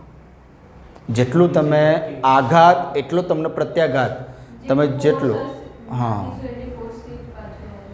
જેટલો ધક્કો નીચે લાગશે એટલું જ ટેક ઓફ જલ્દી થશે બરાબર છે. અને પરસ્પર કેવા ભાઈ? વિરુદ્ધમાં હોય. પરસ્પર કેવા હોય? વિરુદ્ધમાં હોય બરાબર. તો એ અહીંયા વસ્તુ એ કામ કરશે. અહીંયા ભાઈ પહેલું જોઈએ આપણે કે ભાઈ પહેલું સ્ટેજ છે એમાં ફ્યુલ કયા સ્વરૂપે છે? ઘન સ્વરૂપે છે. તો એનું નામ શું છે? તો એસટીપીબી. શું નામ છે? એસટીપીબી. તો તમને એક્ઝામમાં આનું ફૂલ ફોર્મ પૂછાઈ ગયું કે એસટીપીબી છે શું? તો મારી સાથે તમારે બોલવાનું હાઇડ્રોક્સિલ. બોલો હાઇડ્રોક્સિલ. અરે અવાજ એક બે જણાનો. Hydroxyl terminated પોલીબ્યુટાડાઇન. બોલો હાઇડ્રોક્સિલ ટર્મિનેટેડ પોલીબ્યુટાડાઇન. હવે કન્ટિન્યુ આખું એક સાથે બોલો હાઇડ્રોક્સિલ ટર્મિનેટેડ પોલીબ્યુટાડાઇન. ફરીથી સરસ. ડાયન સંભળાયું ખાલી મને. એસટીપીબી એ પહેલું કયું? ઘનમાં. પછી આપણે જઈએ ભાઈ પ્રવાહી બીજું સ્ટેજ. તો ભાઈ બીજા સ્ટેજની અંદર લિક્વિડ તો છે જ, મીન્સ કે આપણું જે ફ્યુલ તો છે જ, એ સિવાય અંદર શું વપરાયું જોઈએ? વિકાસ એન્જિન. એક અલગથી અંદર એન્જિન મૂકવામાં આવેલું છે અને એનું નામ છે વિકાસ એન્જિન. ભાઈ ફ્યુલની વાત કરીએ તો યુડીએમએચ. ફ્યુલ કયું છે? યુડીએમએચ છે. તો બોલો અનસિમેટ્રિકલ ડાયમિથાઇલ હાઇડ્રાજાઇન. ફરીથી unsymmetrical dimethyl hydrazine. Hydroxyl terminated polybutadiene. Unsymmetrical dimethyl hydrazine. સરસ. એ સિવાય ભાઈ શું વપરાય છે? ભાઈ નાઇટ્રોજન ટેટ્રોક્સાઇડ વપરાય. એ સિવાય નાઇટ્રોજન ટેટ્રોક્સાઇડ જેનું અણુસૂત્ર શું છે? N2O4. બસ, બાકી બંનેમાં સેમ છે. ત્રીજામાં એસટીપીબી કયું? Hydroxyl terminated polybutadiene. અને ચોથામાં પાછું આવ્યું આપણું લિક્વિડ. ચોથું પાછું પ્રવાહી આવ્યું. પ્રવાહી પાછું અલગ છે, અનસિમેટ્રિકલ નથી. એક પાછું અલગ શું છે? બોલો monomethyl hydrazine. Monomethyl hydrazine and mixed oxide of nitrogen. Monomethyl hydrazine and mix oxide of nitrogen. ચલો બોલો એસટીપીબી નું શું છે?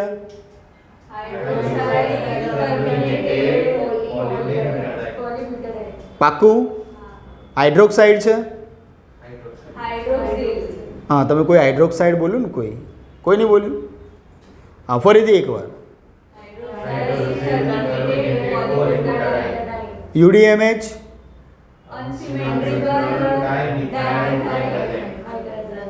બરાબર છે. સરસ. બરાબર. આ તમને છે જીએસએલવીમાં સુધી હેરાન કરશે. આ વસ્તુ ક્યાં સુધી હેરાન કરશે?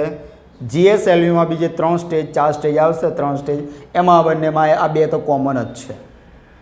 પેલામાં પછી સ્ક્રેમ જેટ ને રેમ જેટ ને સીઈ ને એટલે કે ક્રાયોજેનિક એન્જિન ને બધું આવશે, પણ ફ્યુલમાં તો આ જ રહેવાનું છે. ઓકે ચલો હવે આપણે આપણી તો સેવા કરી, પણ પીએસએલવીએ શું કોઈ બીજા કોઈ ભક્તોની સેવા કરી છે?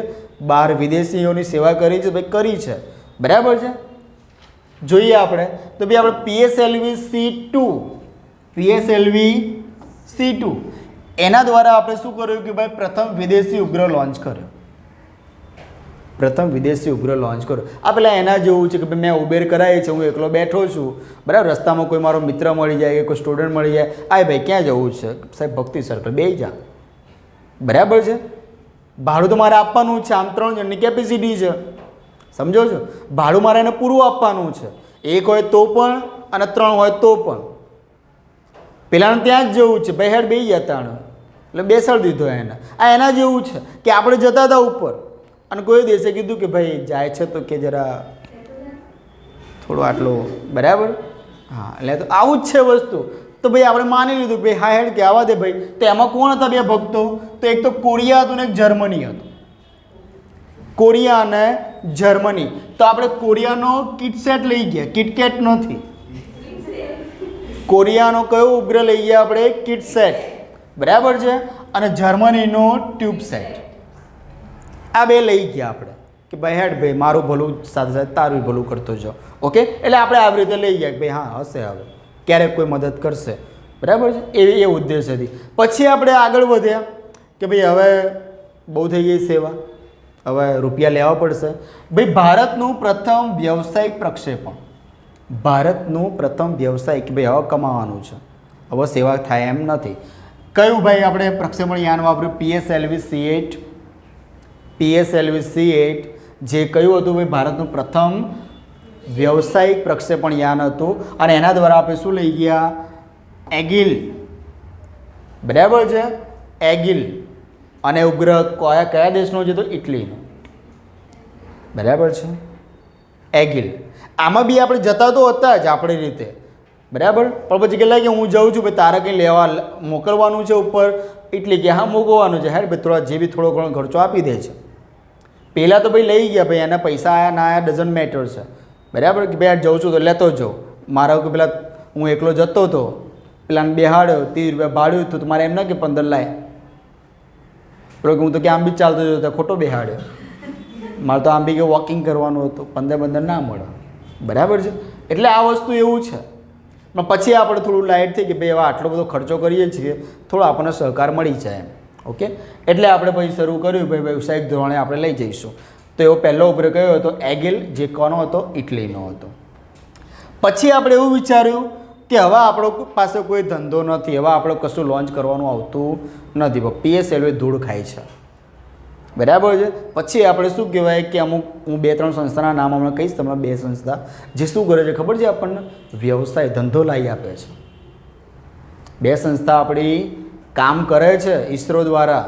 બરાબર છે. ઇસરો અંતર્ગત કે DRDO અંતર્ગત કામ કરે છે, કે ભારત સરકારના ડાયરેક્ટ જે આપણું મંત્રાલય છે એના અંતર્ગત, કે ભાઈ બહારથી શું કહેવાય કે બિઝનેસ લાવવાનો, કે ભાઈ અમારે પાસે સેટેલાઇટ મીન્સ કે પ્રક્ષેપણ યાન છે, તમારો કોઈને ઉપર પહોંચાડવા છે. બરાબર. એવી રીતે કરાર કરાવે અને એ રીતે ધંધો આપણી પાસે લાવી આપે. એ સંસ્થા આપણી હું તમને વાત કરું હમણાં, તો એને ચાલુ કર્યું ભાઈ ધંધો શોધવાનું. બરાબર. અને એવી રીતે આપણે ગયા આગળ આપણને સક્સેસ મળી પણ ખરા. બરાબર. તો પીએસએલવી C42 PSLV-C42 એ આપણું જે પ્રક્ષેપણ યાન છે એ સંપૂર્ણ વ્યવસાયિક PSLV-C42 એ કેવું છે સંપૂર્ણ વ્યવસાય આપણું કશું જ નહીં જે દેશને આપણે પહોંચાડવાના ઉપર મીન્સ કે એના સેટેલાઇટને એની જ વાત બીજી કોઈ વાત નહીં. કોણ હતો ભાઈ તો યુકે દેશ છે આપણો યુકે એટલે યુનાઇટેડ કિંગડમ બરાબર છે. એનો આપણે લઈ ગયા હતા નોવાસાર બરાબર નોવાસાર S14 એના સેટેલાઇટનું નામ છે એ સંપૂર્ણ વ્યવસાયિક હતું આપણા માટે એની જોડે આપણે પૂરા પૈસા લીધા હતા સંપૂર્ણ વ્યવસાયિક PSLV-C42 યુકેનો ઉપગ્રહ આપણે લઈ ગયા જેનું નામ છે નોવાસાર S14 મફતમાં કેટલા લોકોને ચડાયા આપણે એક તો કિટસેટને ચડાયા અને ટ્યુબસેટને ચડાયા કિટસેટ કોનું છે તો કોરિયાનું ટ્યુબસેટ કોનું છે જર્મનીનું બરાબર છે. પછી આપણે આગળ વધ્યા કે હવે આપણે કંઈક લેવું પડશે પછી આપણે વ્યવસાયિક રીતે ચાલુ કર્યું તો ભાઈ ઇટલીનું કયું એગિલને આપણે ઉપર પહોંચાડી દીધું. પછી આપણે આગળ વધ્યા કે હવે આપણી પાસે આપણું કંઈ ચડાવવાનું નથી ઉપર લાવો આપણે ધંધા જ કરીએ તો ભાઈ PSLV-C42નો આપણે ઉપયોગ કર્યો અને યુકેનો ઉપગ્રહ કયો હતો નોવાસાર S14 આ સેટેલાઇટને આપણે ઉપર તરતો મૂક્યો સંપૂર્ણ વ્યવસાય ઓકે. તો આ રીતે બી આપણે કાર્ય કર્યા છે. ચલો થોડીક એની ખાસિયત જોઈએ આપણે કે ભાઈ PSLV ભારતનું સૌથી વધુ સફળતા આપનાર પ્રક્ષેપણ યાન છે. PSLV દ્વારા આપણે આ બધું જોઈ લીધું ચંદ્રયાન-1 ભારતનું પ્રથમ આ મંગળ મિશન જોઈ લીધું આપણે ઓકે.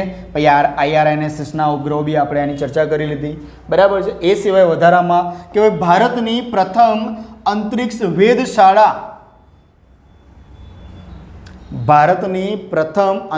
વેધશાળા જેનું નામ છે એસ્ટ્રોસેટ આપણે એ પણ લોન્ચ કરી હતી PSLV દ્વારા. એનું પણ લોન્ચિંગ આપણે શાના દ્વારા કર્યું હતું PSLV દ્વારા.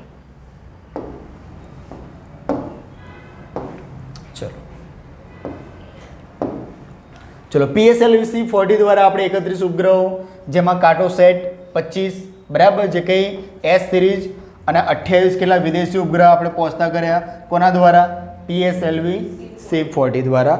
અને એ શું ભાઈ બે અલગ અલગ કક્ષાઓમાં સ્થાપિત કરવામાં આવ્યા આ મેં તમને વાત કરી હતી અલગ અલગ કક્ષાવાળા બરાબર છે. તો આમાં એ વેરિયન્ટનો ઉપયોગ થયો હશે. પછી આમાં શું છે ભાઈ મલ્ટી બર્ન ટેકનોલોજીનો ઉપયોગ થયો છે. PSLV-C14માં મલ્ટી બર્ન ટેકનોલોજીનો ઉપયોગ થયો છે અને એમાં શું હોય જે અંતર્ગત રોકેટના એન્જિનને બંધ કરી દેવામાં આવે અને ફરી તેને ચાલુ કરવામાં આવે આ ટેકનોલોજીને શું કહેવામાં આવે છે ભાઈ મલ્ટિપલ બર્ન ટેકનોલોજી બરાબર છે ભાઈ. એક ઓર્બિટમાં છોડી દીધું પછી એને બંધ કરી દેવાનું ભાઈ પાછું ચાલુ કરીને બીજી ઓર્બિટમાં લઈ આવો તો આ જે આખી જે ટેકનોલોજી છે એને કહેવામાં આવે છે મલ્ટિપલ બર્ન ટેકનોલોજી બરાબર છે. રોકેટનું એન્જિન ચાલુ બંધ કરીને ઉપર પહોંચવાનું બરાબર. એટલે આપણે નહીં અમુક ટાઈમ પેલા ટ્રાફિકમાં હોઈએ એટલે ઘણા લોકો આપણને સલાહ આપે કે ભાઈ ટ્રાફિકમાં તારે પ્લીઝ ચાવી બંધ કરી દેવાનું ગાડી બંધ કરી દેવાની એટલે જે પેલું ફ્યુલ હોય ને પાછું ટાંકીમાં જઈને પડે બરાબર. અને પેલું ચાલુ હોય ને તો એ પેટ્રોલ બળે જ રાખે ઘણા લોકોની એવી આદત હોય છે કે સાહેબ પછી ચાલુ કરવાનો કંટાળો આવે. એટલે શું કંટાળો આવે જે તમારે 1-8 કિલોમીટરનું બચ્યું પેટ્રોલ એમાં કરી દેવાનું. સામે તો તમને પેલા આંકડા તો આપેલા જ હોય કે ભાઈ 100 સેકન્ડ કે જેટલા સેકન્ડ આપેલા હોય એટલું તો તમારું શાંત રહેશે બાઇક બરાબર છે. તો આ થોડું ધ્યાન રાખવાનું. અને આ જે ટેકનોલોજી છે એ બહુ ઓછા દેશ પાસે છે એમાં આપણે એક ભારત દેશ પણ એમાં સામેલ છે. ચલો ભાઈ ઇસરોના વ્યાપારિક અંગો મેં તમને વાત કરી કે ધંધો લાવવાનું કામ કરે છે તો કયા છે પહેલું જોઈએ આપણે અંતરિક્ષ આ સંસ્થા છે જે આપણને ધંધો લાવી આપે છે ઓકે. અને એની સ્થાપનાની વાત કરીએ તો 28 સપ્ટેમ્બર 1992માં એની સ્થાપના થઈ હતી કોની અંતરિક્ષની ઓકે. 2008માં ભાઈ મિની રત્નનું સ્ટેટસ મળ્યું અને HQ ક્યાં છે બેંગ્લોરમાં હેડક્વાર્ટર ક્યાં છે બેંગ્લોરમાં છે.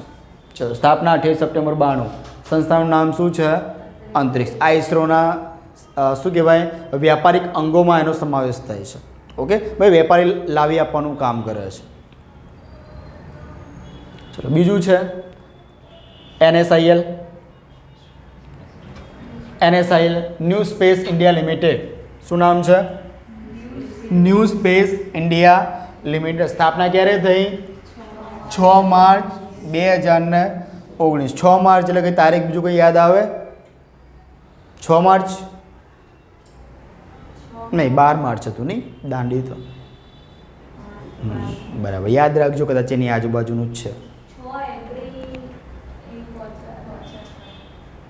6 એપ્રિલે પહોંચ્યા હતા પાક્કું? 5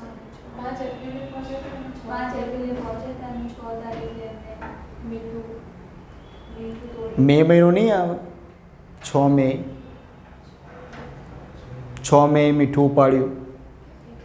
12 એપ્રિલ અને 5 મે અને 6 મે બરોબર. ખબર નહીં, મને આમ એવું લાગે કદાચ કંઈ હું ખોટો હોઈ શકું છું, પણ આટલા જલ્દી તો નહોતા પહોંચ્યા, કેમ કે ડુંગરે ડાયરા કર્યા હતા ગાંધીજીએ. બરાબર છે. હા ચલો, ઘણા પ્રશ્નો યાદ આવી ગયા, પણ આપણે સ્પેસમાં રહીએ. ચલો ભાઈ, મુખ્ય ઉદ્દેશ્ય કે ભારતીય અવકાશ કાર્યક્રમમાં ઉદ્યોગની ભાઈ શું કરવાની ભાઈ? ભાગીદારી વધારવાની. ઉદ્યોગની ભાગીદારી બસ લેતા હો તો તમારા કસ્ટમર કોના ઉપર પહોંચવું છે? બે ગયા PSL બે ગયા. બરાબર, એટલે આવું એમ કાર્ય શું છે ભાઈ? ટેકનોલોજી હસ્તાંતરણ દ્વારા SSLV એટલે small satellite launch vehicle and PSLVના વિકાસનું કાર્ય કરશે. શું કરશે? એમાં કેવી રીતે પરિવર્તન લાવી શકાય, હજુ એમાં કયા સુધારા વધારા કરવાના, એના તરફ ધ્યાન દોરશે. એ સિવાય ભાઈ વૈશ્વિક વાણિજ્યિક ક્ષેત્રે SSLVની માંગ પૂરી પાડશે. કોઈના નાના સેટેલાઇટ લોન્ચ કરવા છે, બરાબર, તો એવા કસ્ટમરને લઈ આપવાના, ઈસરોને પકડાઈ દેવાના, લે ભાઈ આનો ચડાવી દે ઉપર. બરાબર, એ આ કામ કરશે. SSLV એટલે small satellite launch vehicle. Okay, ઘણા એવા દેશો છે જે લોકો પાસે આવી રીતે મતલબ છે કૌશલ્ય છે, સેટેલાઇટ તો બનાવી દે, પણ ઉપર તરતા કેમ ન મૂકવા? બરાબર, તો એવા લોકો માટે આ રામબાણ છે. ચલો, GSLV Jio synchronous satellite launch vehicle પ્રક્ષેપણ યાન છે, એનું ચોથું પેઢીનું બરાબર છે આ વ્હીકલ છે. ઓકે ભાઈ, ભૂસંકલિત ઉપગ્રહ પ્રક્ષેપણ યાન GSLV, અને ગુજરાતીમાં એ પણ કહેવાય છે. એટલે GSLVમાં આપણે આગળ વધીએ કે ભાઈ ભૂસંકલિત ઉપગ્રહ પ્રક્ષેપણ યાન એટલે Jio synchronous satellite launch vehicle. કેટલી વાર આ પરીક્ષામાં પૂછાઈ ગયું GSLVનું ફૂલ ફોર્મ, PSLVનું ફૂલ ફોર્મ, પછી SSCનું ફૂલ ફોર્મ. SAC, SSC નહીં, SAC સ્પેસ એપ્લિકેશન સેન્ટર. મને લાગે હું બી SSC બોલ્યો, બરાબર છે. હા, SAC બરાબર, સ્પેસ એપ્લિકેશન સેન્ટર. ચલો, કાર્યક્રમની શરૂઆતની વાત કરીએ તો 1990માં કરવામાં આવી હતી. બરાબર છે, 1990માં આનો કાર્યક્રમ ગોઠવવામાં આવ્યો હતો કે આવું કંઈક કરીએ. સરળ શબ્દોમાં કહીએ તો PSLVને સંવર્ધિત કરીને ભાઈ GSLV બનાવવામાં આવ્યું. એટલે કે ભાઈ PSLVની જે મર્યાદા હતી એ આપણે પૂરી કરી, અને એમાં આ GSLV છે એટલે કે ભાઈ અપગ્રેડ કર્યું. આપણે શું કર્યું? અપડેટ ના કહેવાય, એને શું કહેવાય? અપગ્રેડ કર્યું. અપડેટ એટલે કે તમારો મોબાઈલનો WA નું એ જ છે, એમાં કંઈક નવા જે ફીચર આવે તે, પણ મોબાઈલ જ બદલી દો. બરાબર છે, તો આ વસ્તુ છે. iPhone પેલા 11ની અંદર કે ભાઈ હું 12 પણ અપડેટ આપી દઉં, બરાબર છે, 13 આપી દઉં, કોણ લેશે એનું? શું માર્કેટ એનું? કશું જ નહીં. બરાબર, પણ એ બધા મોબાઈલ જ લેવાનો, 15 વાપરો મોબાઈલ જ તારે લેવાનો નવો, તો બરાબર, તે આખું અપગ્રેડ કરી નાખ્યું એમ, એ નવું જ લેવું પડે, નહીં લેવાનું એવું બધું, ખોટો ખર્ચો નહીં કરવાનો, લઈને અફસોસ થાય એવું નહીં કરવાનું. બરાબર, સ્નેહજૂથ એપ્લિકેશન જ નહીં ચાલે, શું કરો એમાં? હે નહીં ચાલતું મીન્સ કે તમારે અલગથી જે તે પ્રોવાઈડર હોય ને એપ્લિકેશન, હા, એની તમારે સાઇટ પર જઈને આપણો કોડ એમાં નાખવાનો, એટલે તમારી જે એપ્લિકેશન છે આઈફોનમાં રન થાય, નહીં તો ના થાય, એવું છે એમાં. ચલો ભાઈ, વજન તો 2500થી 5000 kg, 2500થી 5000 kg, પણ લઈ કેટલું જોઈએ છીએ આપણે? 4. એની ક્ષમતા છે ભલે 5000 સુધીની, પણ આપણે રિસ્ક લેતા નથી. બરાબર, ભલે ક્ષમતા છે 2500થી 5000 સુધી, પણ આપણે લઈ જઈએ ફક્ત અને ફક્ત 4000 સુધી, એથી વધારે વાત નહીં કરવાની. આપણે લિફ્ટ જેવું કે 408 kg સુધી ચાલશે, પણ 5 માણસ અંદર પૂરાઈ ગયા એટલે પછી છઠ્ઠા એન્ટ્રી નહીં લેવાની. બરાબર, બાકી 5 માણસના કંઈ 408 kg વજન ના થાય, સમજો છો? તો એ આપણે 5 થઈ ગયા ને, ચલો કે વાંધો નહીં, તું ફરીથી બરાબર આગળના હપ્તામાં આવો છે, આપણે એવું કહીએ છીએ. બરાબર? કેમ? આપણને બી પોતાની સેફ્ટીની એ ફિકર હોય ને. અરે કે ના કરનારા ને દોયલું તૂટ્યું, ક્યારેક થતું નથી આવું, પણ સંભાવના બધી જ છે કે કેપેસિટી પ્રમાણે કદાચ લાગે ભાઈ કે ચલો વાંધો નહીં આવે, પણ કંઈ આ ના થયું તો ત્યાં તો લખેલું છે મેક્સિમમ 6 પેસેન્જર અને 408 વજન. બરાબર? પણ અમુક ટાઈમે એવા બાહુબલી લોકો અંદર એન્ટ્રી લઈ લે જે 2માં જ પૂરા થઈ જાય. બરાબર? ઘણા લોકોના 150 વજન હોય છે, 300 એમ જ પૂરું થઈ ગયું. બરાબર? પછી નાનું ટેણિયું એન્ટર થાય ને તોય પડે. બરાબર? નિમિત્ત બને બચાવું નાનું ટેણિયું. ચલો, તો ઉપયોગ ભાઈ જીએસઓમાં. ઉપયોગ શું છે? જીએસઓમાં. જીએસઓ એટલે મારે કહેવું પડશે હવે શું આવશે? જીઓ સ્ટેશનરી અને જીઓ સિંક્રોનસ. બરાબર છે? અને ઉપગ્રહો ભાઈ સંચારવાળા જે બી ઉપગ્રહ છે આપણા કોમ્યુનિકેશન, વેધર, નેવિગેશન, આ બધા ઉપગ્રહ છે ને છોડવા હોય તો આ જે આપણી એસટી છે કે પછી તમે જે હોય કહી શકો, આના દ્વારા તમારે ઉપર જવાય. આપણે ઉપર નહીં જવાનું, 36,000 કિલોમીટર સેટેલાઇટને મોકલવાનું. બરાબર છે? કેમ કે આપણે લો અર્થ ઓર્બિટમાં પેલા 2-8 દિવસનું કહીને ગયા હતા, 9 મહિને આવ્યા. ત્યાં તો કોણ આપણો ભાવ પૂછવાનું? કોઈ નહીં પૂછવાનું. બરાબર છે? યાદ છે ને ઘટના આખી બધી? બોલો, મચ્છર આવી ગયો છે ભણવા માટે. ચલો, જીએસએલવીના ભાઈ વિવિધ તબક્કાઓની વાત કરીએ આપણે. ચલો, પહેલામાં આપણે જોયું હતું 4 તબક્કા હતા, નામ તો યાદ હશે નહીં. બરાબર છે? પહેલું કયું હતું કે ભાઈ 6 બુસ્ટર હતા. પછી ઉપર ગયા તો ભાઈ ઘન હતું, એસટીપીબી. સેકન્ડમાં શું હતું? યુડીએમએચ. પછી આ આગળ ગયા ચોથામાં શું હતું? હા, ઘન પ્રવાહી. એ તો એનું ફોર્મેશન છે, મીન્સ કે આ ફોર્મમાં તમને મળશે એમ. બરાબર?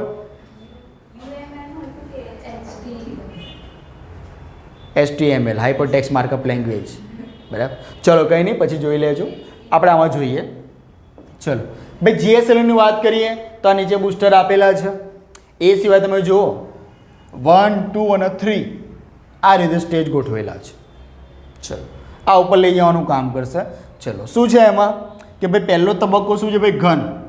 તો ઘનમાં શું છે? એસટીપીબી સેમ જ છે, તો હાઇડ્રોક્સિલ ટર્મિનેટેડ પોલી બ્યુટાડાઇન છે. સેકન્ડમાં શું છે? તો યુડીએમએચ છે. બરાબર? એટલે કે ભાઈ પ્રવાહીમાં શું છે? યુડીએમએચ છે.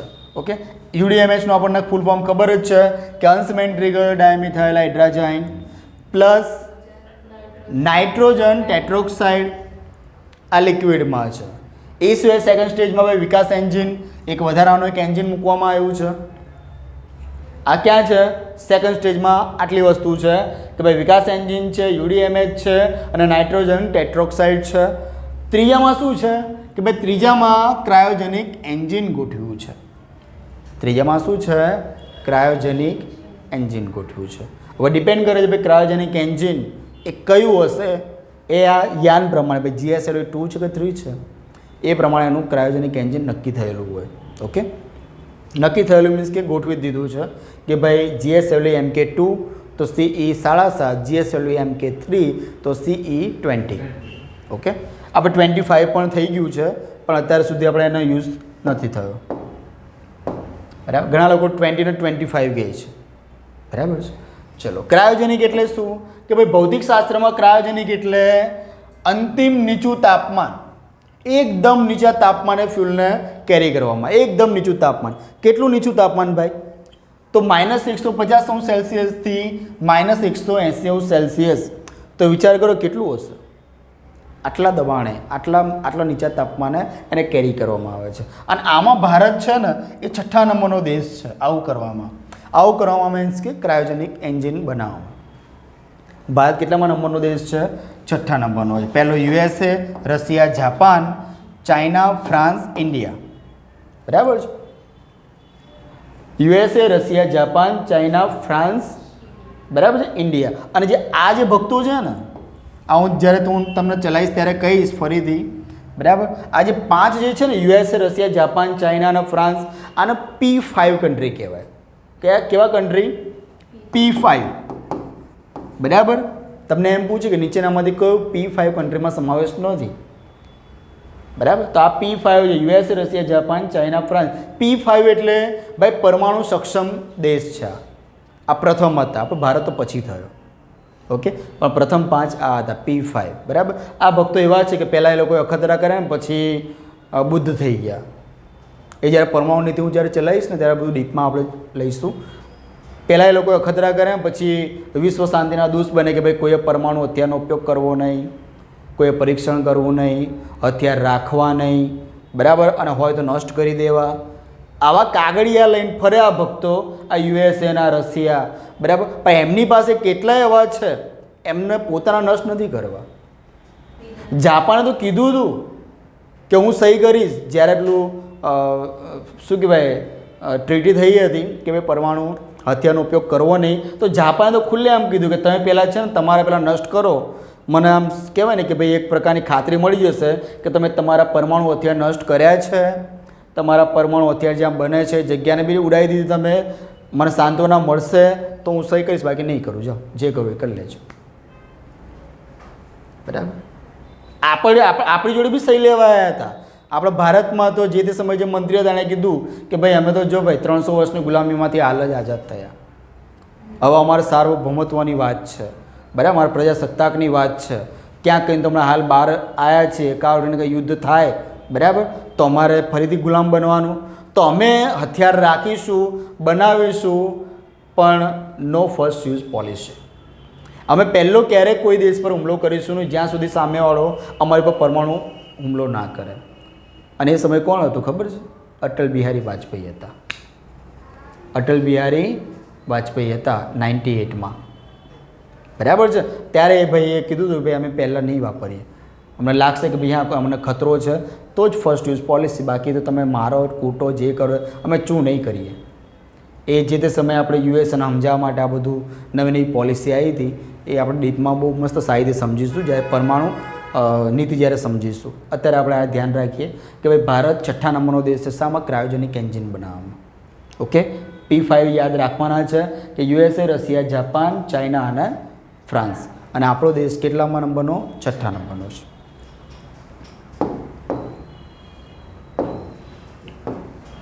ચલો હવે બળતણની વાત કરીએ. હવે આ બળતણ પેલા GSLV વાળું નથી. હા, આ કયું બળતણ છે ભાઈ? ક્રાયોજેનિક એન્જિનની વાત છે અહીંયા, ઓકે. ભાઈ એમાં શું છે કે ભાઈ પ્રવાહી હાઇડ્રોજન વપરાશે. પ્રવાહી હાઇડ્રોજન જેનું શું કહેવાય કેટલું દબાણ? તો -253°C, બરાબર છે. પ્રવાહી ઓક્સિજન, બરાબર, લિક્વિડ ઓક્સિજન છે તો એ કેટલા? -100°C એને ભરવામાં આવશે, એને રાખવામાં આવશે, ઓકે. આ બંને પદાર્થો ભાઈ કેવું? તો એલ્યુમિનિયમની મિશ્ર ધાતુથી બનેલી અલગ અલગ ભાગમાં એને રાખવામાં આવે છે. બંને આંતરિક તબક્કાની મદદથી જોડાઈ રહે છે, બરાબર છે. એટલે ટૂંકમાં તમને પૂછાય કે ભાઈ ક્રાયોજેનિક એન્જિનમાં ફ્યુલ તરીકે શું વપરાય? તો પ્રવાહી હાઇડ્રોજન વપરાય અને પ્રવાહી ઓક્સિજન વપરાય.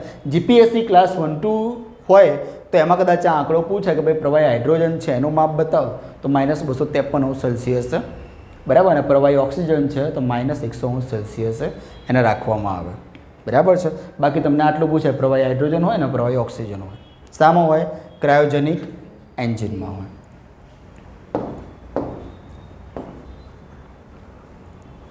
ચલો, GSLV એક સાથે 2 ટનથી વધારે ભારે કે 2 થી 3 ઉપગ્રહોને અંતરિક્ષમાં નિયત ઊંચાઈ પર પૃથ્વીથી 35,786 કિલોમીટરની ઊંચાઈએ ભૂસ્થિર કક્ષામાં સ્થાપિત કરી શકે છે. એટલે કે ભાઈ GSOમાં લઈ જઈ શકે છે, ઓકે. ભારત પાસે ભાઈ ટોટલ કેટલા? 2 ક્રાયોજેનિક એન્જિન છે. એક છે CE-7.5 અને બીજું છે CE-20. આ 2 ક્રાયોજેનિક એન્જિન એની પાસે છે. ચલો GSLVના પ્રકાર જોઈ લઈએ ફટાફટ. ભાઈ પહેલું છે GSLV Mk1. એ એટલું બધું સફળ રહ્યું હતું નહીં, ઓકે. કે ભાઈ આ જે છે એ ભૂસ્થિર સ્થાનાંતરણ કક્ષા એટલે કે GTOમાં લગભગ કેટલું? 1500 kg. ભાઈ 1500 kg તો ભાઈ PSLV બી લઈ જાય છે, સમજો છો? 1500 kg તો આપણું PSLV પણ લઈ જાય તો પછી આનો કંઈ મતલબ નથી. પછી આમાં આ લોકો શું કહેવાય પરિવર્તન લાયા અને પછી આગળ આપણે જે અખતરા કર્યા છે અને અસ્તિત્વ આવ્યું GSLV MK2. GSLV MK2 આનું અસ્તિત્વ આવ્યું અને એને કહેવામાં આવે છે નોટી બોય. GSLV MK2ને એક નામ આપવામાં આવ્યું છે નોટી બોય. ઓકે, GSLV MK1નું ભાઈ ઉન્નત અને સુધારેલું સંસ્કરણ છે. એમ જ આપણે થોડા પરિવર્તન લાવ્યા અને GSLV 2 લઈને આવ્યા. આ સંસ્કરણ એક ભારતીય ક્રાયોજેનિક એન્જિન CE 7.5નો ઉપયોગ કરે છે. બરાબર, આ થોડું શાબ્દિક રૂપમાં, બાકી મેં તમને કીધું GSLV MK2 CE 7.5 cryogenic engine. ભાઈ આ છે ને GTOમાં, GTO એટલે જીઓ ટ્રાન્સફર ઓર્બિટ, એમાં લગભગ કેટલું 2500 kg ભાર ધરાવતા ઉપગ્રહોને પણ પ્રસ્થાપિત કરી શકે છે. GTOમાં ભાઈ 2500 kg સુધીના ભાઈ ઉપગ્રહ છે એને પ્રસ્થાપિત કરી શકે છે. ચલો પછી જે GSLV MK3 એનું નામ શું આપ્યું છે આપણે? Fat boy. GSLV MK3 એનું નામ આપેલું છે ફેટ બોય.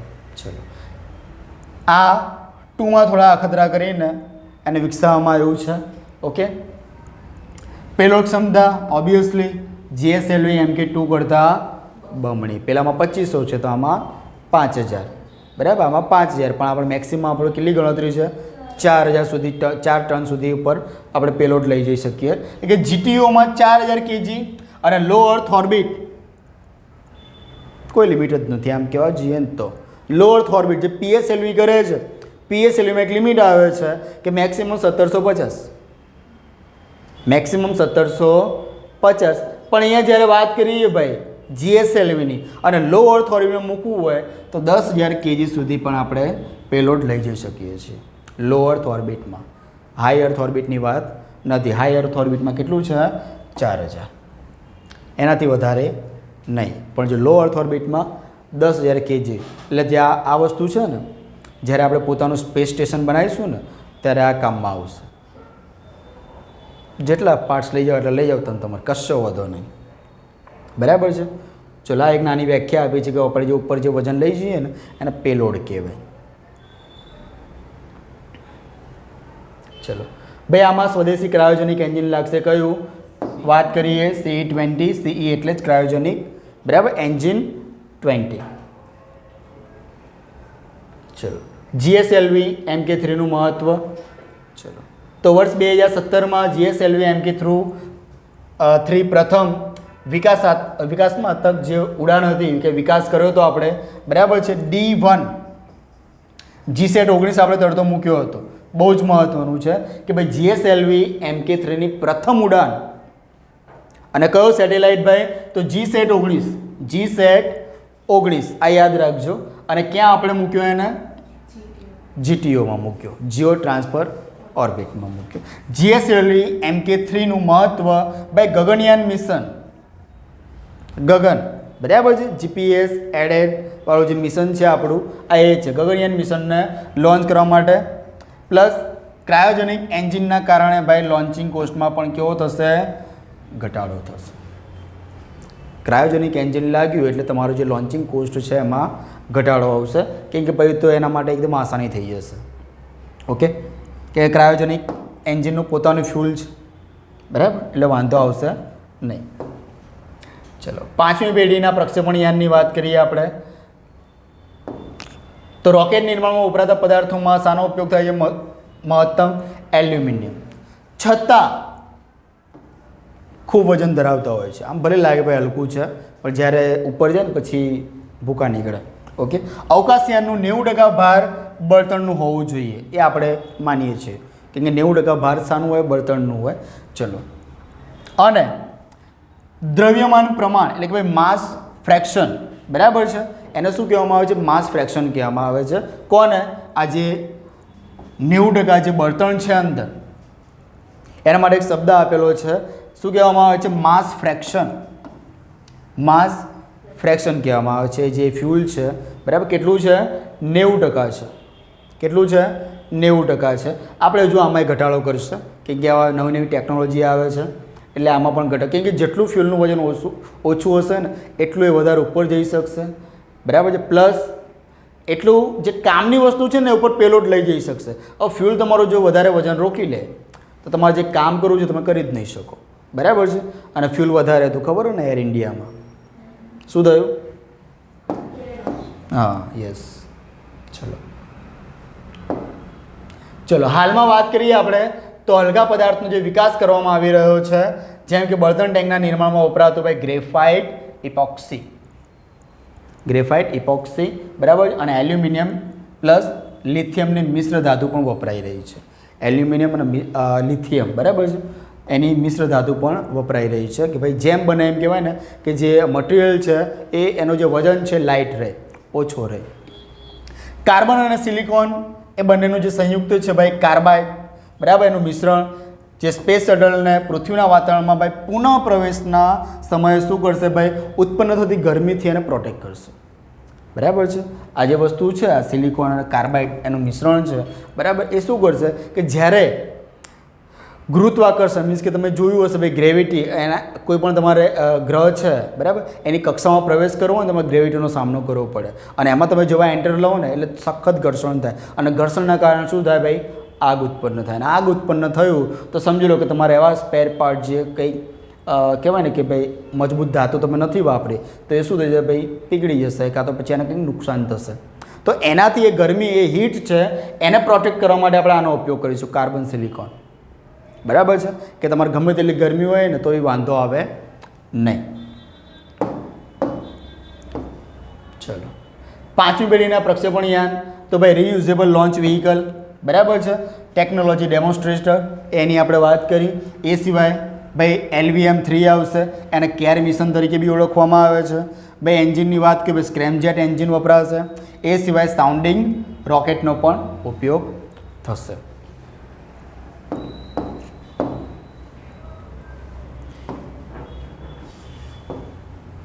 ચલો RLVTD reusable launch vehicle technology demonstrator એની વાત કરીએ આપણે તો 24 મે 2016ના રોજ ભાઈ ઈસરો દ્વારા કઈ જગ્યાએથી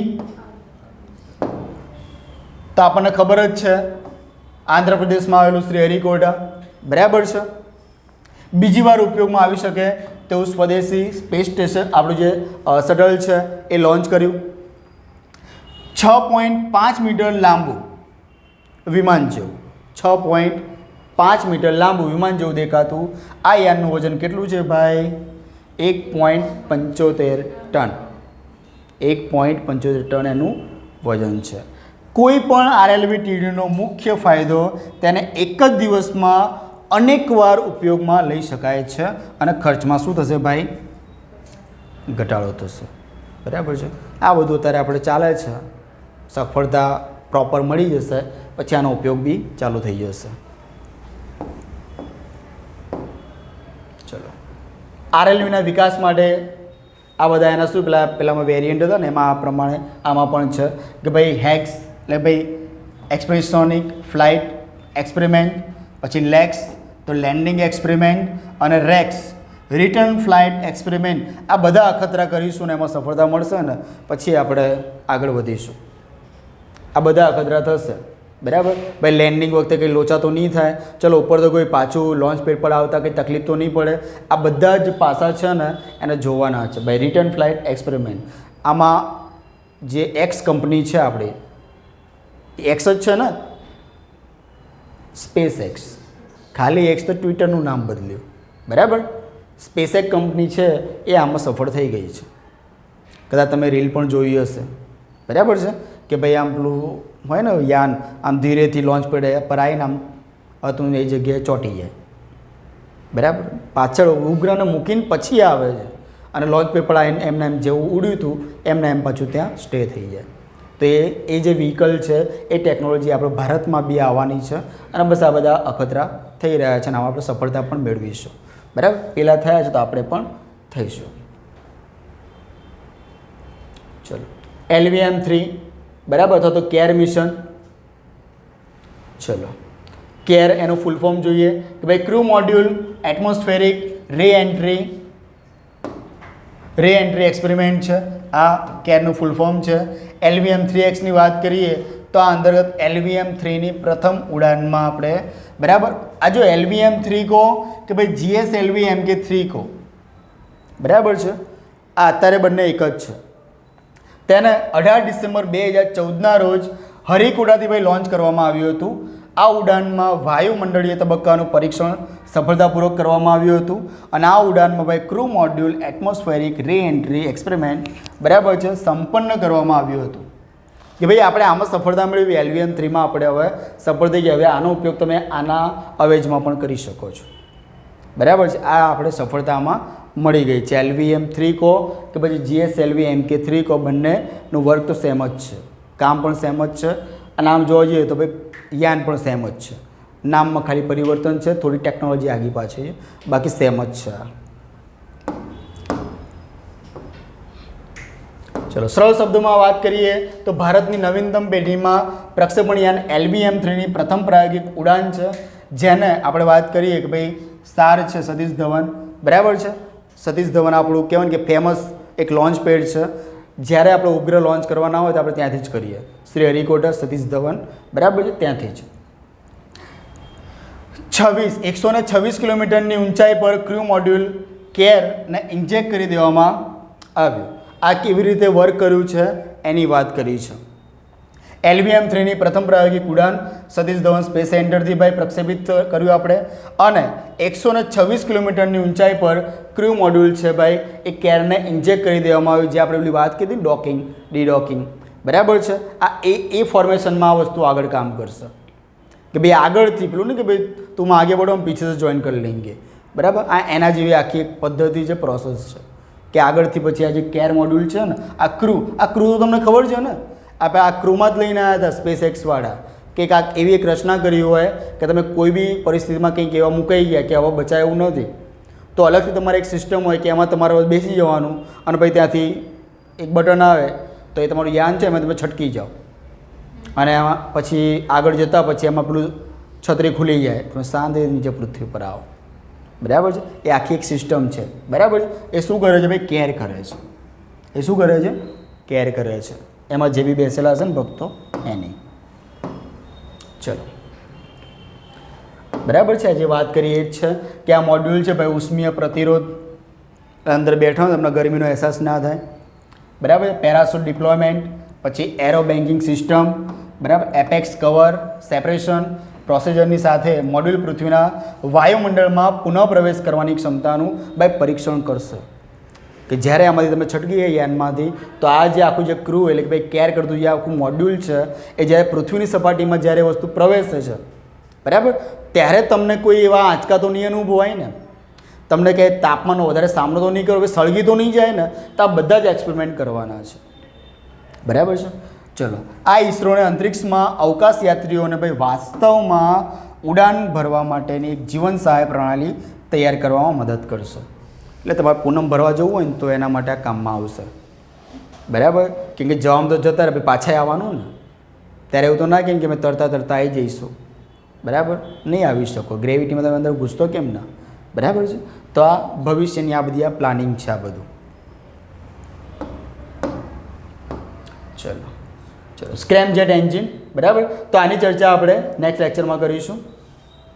અત્યારે આપણે શું કહેવાય કે આપણા જે એન્જિન છે આપણા જે પ્રક્ષેપણ યાન છે એનો આપણે અભ્યાસ કર્યો. એમાં જે આપણે 4 પેઢીની વાત કરી પછી 5મી જે છે એની બી આપણે ચર્ચા કરી, બી રીયુઝ લોન્ચ વ્હીકલ છે એની વાત કરી આપણે. હવે તો ભવિષ્યમાં હજુ આવવાનું છે, મેં તમને વાત કરી કે નેક્સ્ટ જનરેશન લોન્ચ વ્હીકલ પણ આવવાનું છે અને અત્યારે હાલ અખતરા ચાલી રહ્યા છે. સક્સેસ થશે એટલે એ પણ છાપે ચડી જશે અને ભાઈ તમારે તમારી નોટબુકમાં ચડાવવાનું. કેમ? જેટલા મોડા લાગશો એટલા વધારે યાન કરવા પડશે, લખી રાખો. વહેલા લાગી જશો તો વાંધો નહીં આવે, પણ જેટલા મોડા ગવર્મેન્ટ જોબમાં લાગશો એટલે તમારે SLVથી લઈને પછી જે જોડાય એ તમારે યાદ રાખવાના. કેમ કે ઇતિહાસ થઈ ગયો હોય તો તમારે યાદ રાખવો જ પડશે. ઓકે, એટલે વર્તમાનમાં જરા આ 4 યાનમાં નીકળી જાઓ તો વાંધો આવે નહીં. તો અહીંયા રાખીએ છીએ, નજીકના સમયમાં મળીશું. સ્ક્રેમજેટ એન્જિનથી ચાલુ કરીશું તો પછી આપણે ઉપગ્રહ અને ઉપગ્રહના પ્રકારો પણ જોઈ લઈશું પછી. ઓકે, અહીંયા રાખીએ છીએ. નેક્સ્ટ લેક્ચરમાં આના પ્રશ્નો કદાચ રેડી હશે તો આપી દઈશું. એક્ઝામ આની રહેશે બરાબર, આપણે શરૂથી આપણે એક્ઝામ લીધી નહોતી સ્પેસવાળી, તો અત્યાર સુધીના બધા પ્રશ્નો આવવાની સંભાવના છે. સંભાવના નહીં, આવશે જ. બરાબર, પ્રક્ષેપણ યાન સુધી તમારા પ્રશ્નો આવશે. અસ્તુ, જય હિન્દ, જય ભારત.